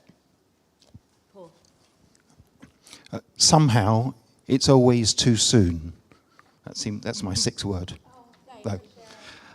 But my question is, well, firstly, thank you. That was wonderful. That was very real and very genuine. It's very moving. But I wondered, after your mother died, how was your relationship with your father? That's a really good question. It's almost as though I planted you in the audience. That's a very good question. And I will be candid with you because I think that it might help other people. My dad and I were extremely close. My mom and my dad, we were a trio. You know, I was their only child between the two of them. They were deeply in love with each other, and we were just like a little trio. And when my mom died, but my dad was like this, it's like my mom gave birth to my dad in many ways. So like, I'm the, you know, it's like I in the good side, I feel like I shared his wit. I shared his, you know, humor. I also shared his stubbornness and, you know, pig-headedness and, you know, need to like be heard. And so he and I would butt heads a lot more because we were both kind of similar. When my mom, I realized really deeply only after she died that she was kind of the buffer between us. And having that dynamic disappear, I realized that that is like a collateral damage part of grief. There are so many secondary losses that come. You don't just lose a person, you lose a dynamic. All of the dynamics that had to do with that person are shifted and rejiggered. I had to learn how to deal with my dad and talk to him and be with him in a completely different way. It was like having to learn another language. It was like I didn't know him all of a sudden. It was so weird and uncomfortable and sad. And it took us a lot of work, you know? It was hard because he mostly wanted me to support him emotionally. He was also from a different generation where he didn't like just spew on about grief at Jewish conferences. He just sat with it, and then he'd like write me emails at 3 a.m. about how he was feeling, and I would wake up to them and carry them all day while working at a comedy show. So it was very, very difficult for me because I was like, where's my parent? I need a parent. Like, I need someone to hold me right now. So it was really hard, and it took a lot of work. We had to talk a lot. So it was rough, you know, and eventually, like, you know, we managed to figure it out, thank goodness, you know, and then he died. So, you know, but we figured it out. But I will say, like, it just highlights something that I did want to say, like, just be aware that when you lose somebody or a person loses someone, they're not just losing that person, they're losing all the future memories they were hoping to have, you know? They're losing a sense of control. They're losing so many other things, you know? And I think that that's very important to realize. Thank you. It's not just like funeral, Shiva, done. Yeah, done. That's it. Debbie. Hi, thank you for addressing the issue of saying, have a long life, I wish you long life. I hate that so much. When my husband died, I did not want to live a long life without him, and I found it really difficult. People keep saying this, and I never say it to anyone. I really appreciate the fact that you've addressed this. Thank you for saying that. And, you know, again, in the States, we don't, and Charlie was the one who told me that here you say, I wish you a long life. And I wanted to like, I wanted to like jump into the ground with my mom. Long life, that literally sounds like the worst possible thing to me, right? At that moment. And what I say is like, it's not that, you know, I always tell people, because I've learned this, all I know is my own experience with grief, but now I know the experience of so many other people in modern loss. They have taught me exponentially more than I would have ever learned on my own. And I always say, like, there's so much room for creativity and improvisation and grief. I will die on the hill, though, that says that the platitudes ever help, because they don't. So maybe in here it's, I wish you a long life, and maybe in the States it's like, oh, they're in a better place. And it's like, even the person with the most faith that I ever met has told me, you know, it didn't really help to hear that, because you're just, you know, how does that help? And again, there are so many easy alternatives that we can offer. I think that we take it upon ourselves to fix someone's grief, to be the answer to their pain. And guess what? You're not the answer to their pain. There's nothing you can do, right? The only thing you can do to help is to be there with them and to not erase it. And don't try and erase it. Don't not mention it. I always say the worst thing you could say is nothing, because it makes the other person feel like they're going insane, wondering if anybody remembers. Thank you. Shall we take some of our Sure. six-word stories? And if you could, if anybody wants to share, that would be really great. And I just ask if you could stand up and try and speak as obnoxiously loudly as I speak. We've got one at the back. Yeah. Or is there a mic to pass around? there's a mic. I was wondering if you could give a few tips for the family doctor. What do you want to hear from us? So the question is, are there any tips for the family doctor? Something that you could give advice on? For the family doctor, you mean in terms of like empathy? Things to say. What would you like? Yeah, I think that's a good question too. I mean, there are so many practitioners now who are working with medical professionals and medical students in like empathic training, because I do think that bedside manner, especially in the United States where it's like a business, like the medical field is a business. We have to pay for our healthcare there. We don't get a lot of bedside manner. We don't have doctors who have the luxury of sitting with us and giving us time. We have doctors who are like really on the clock and have to fit a lot of patients in.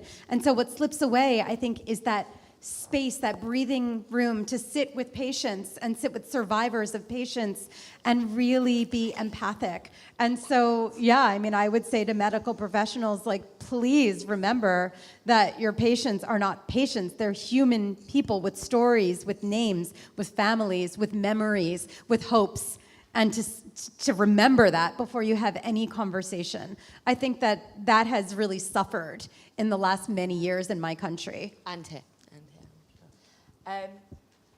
Judy. The mic, just take the mic. Oh, thank you. Yeah, I was really interested, and I wish someone had told me almost, how difficult it is when you get to what you beautifully call the unveiling and we call stone setting, and I much prefer unveiling, which we set my husband's stone a couple of weeks ago, actually, and the lead up to that, nothing prepared me for that. I think I was so anaesthetised by the horror and the suddenness of his death that I knew we knew what we had to do, the children and I, and then there's this uncharted territory, all bound comes back on you, and now we are going towards the second year, and I was interested to hear what you're saying, so I'm really looking forward to reading your book, because I think I need to. But that was like this horrible reality of looking at a tombstone, trying to decide what to put on it, and knowing they're under it. It's just, yeah, so I think it's nice to be warned. I'm so sorry Thank that you. You've been through this. It's very hard. It's very hard seeing a name set in stone, or in bronze, literally. It really makes it quite permanent.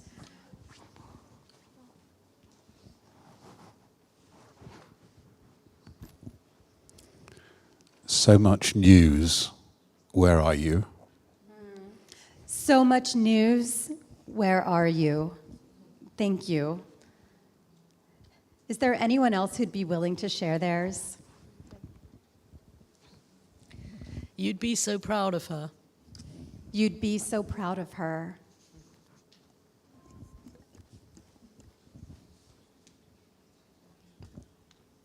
Hugs hurt slightly more with stubble. Oh. Hugs hurt slightly more with stubble. Hope. Hugs hurt slightly more with stubble. Oh. I've got a better one than Thank that. you. This is one I thought up after going to I went to a wonderful Catholic funeral and wake up in Aylesbury a few years ago. It was my friend's partner's father, who was well up in the Sri Lankan Catholic Church, and I thought he was going up there with the saints. And one of the priests said to me, while he was drinking a couple of bottles of Argentinian red with his curry, well, now we can open a new bottle of malt whiskey. Thank you, Michael. Mine is still telling stories about you. Oh, thank you. So important. I've just got a couple which don't relate to death exactly. The first one is, after your stroke, talking isn't great. And the other one is, you retired, but your profession crashed. Yeah, that's what, any loss, you know. Thank you. Last round, anyone? This side of the room, come on, come through.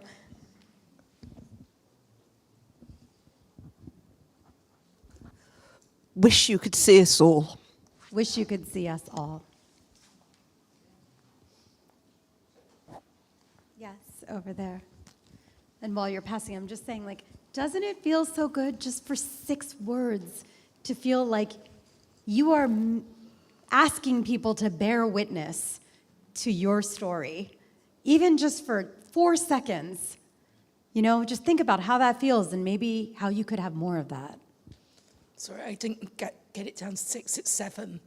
We'll hyphenate one. Yeah. It's England. You hyphenate everything here. Okay. Struggling, building differently, a better life. Struggling, building differently, a better life.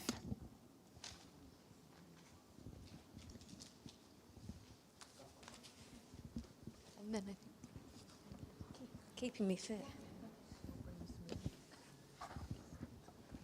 You stayed you right to the end. You stayed you right till the end. Oh, thank you. Rebecca, we got one last one. You're the closer. She never met my boys.